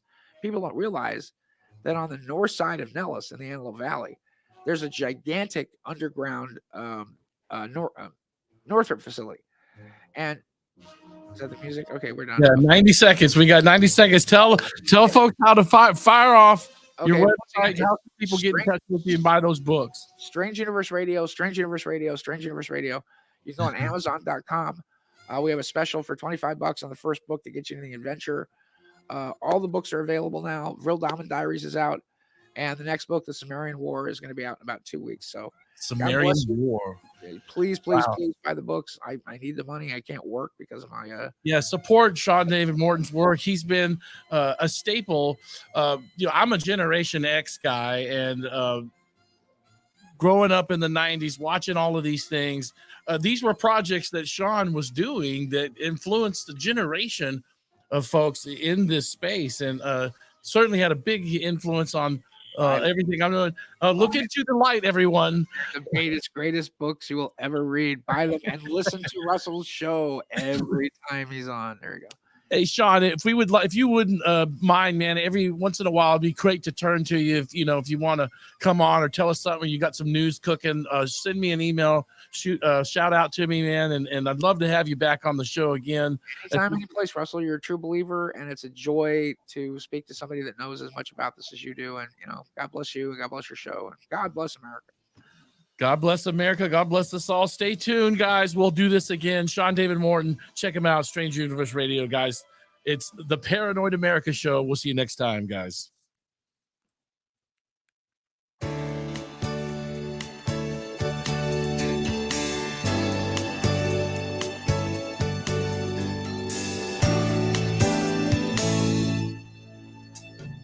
Look at what's happened to me. I can't believe it myself. Sudden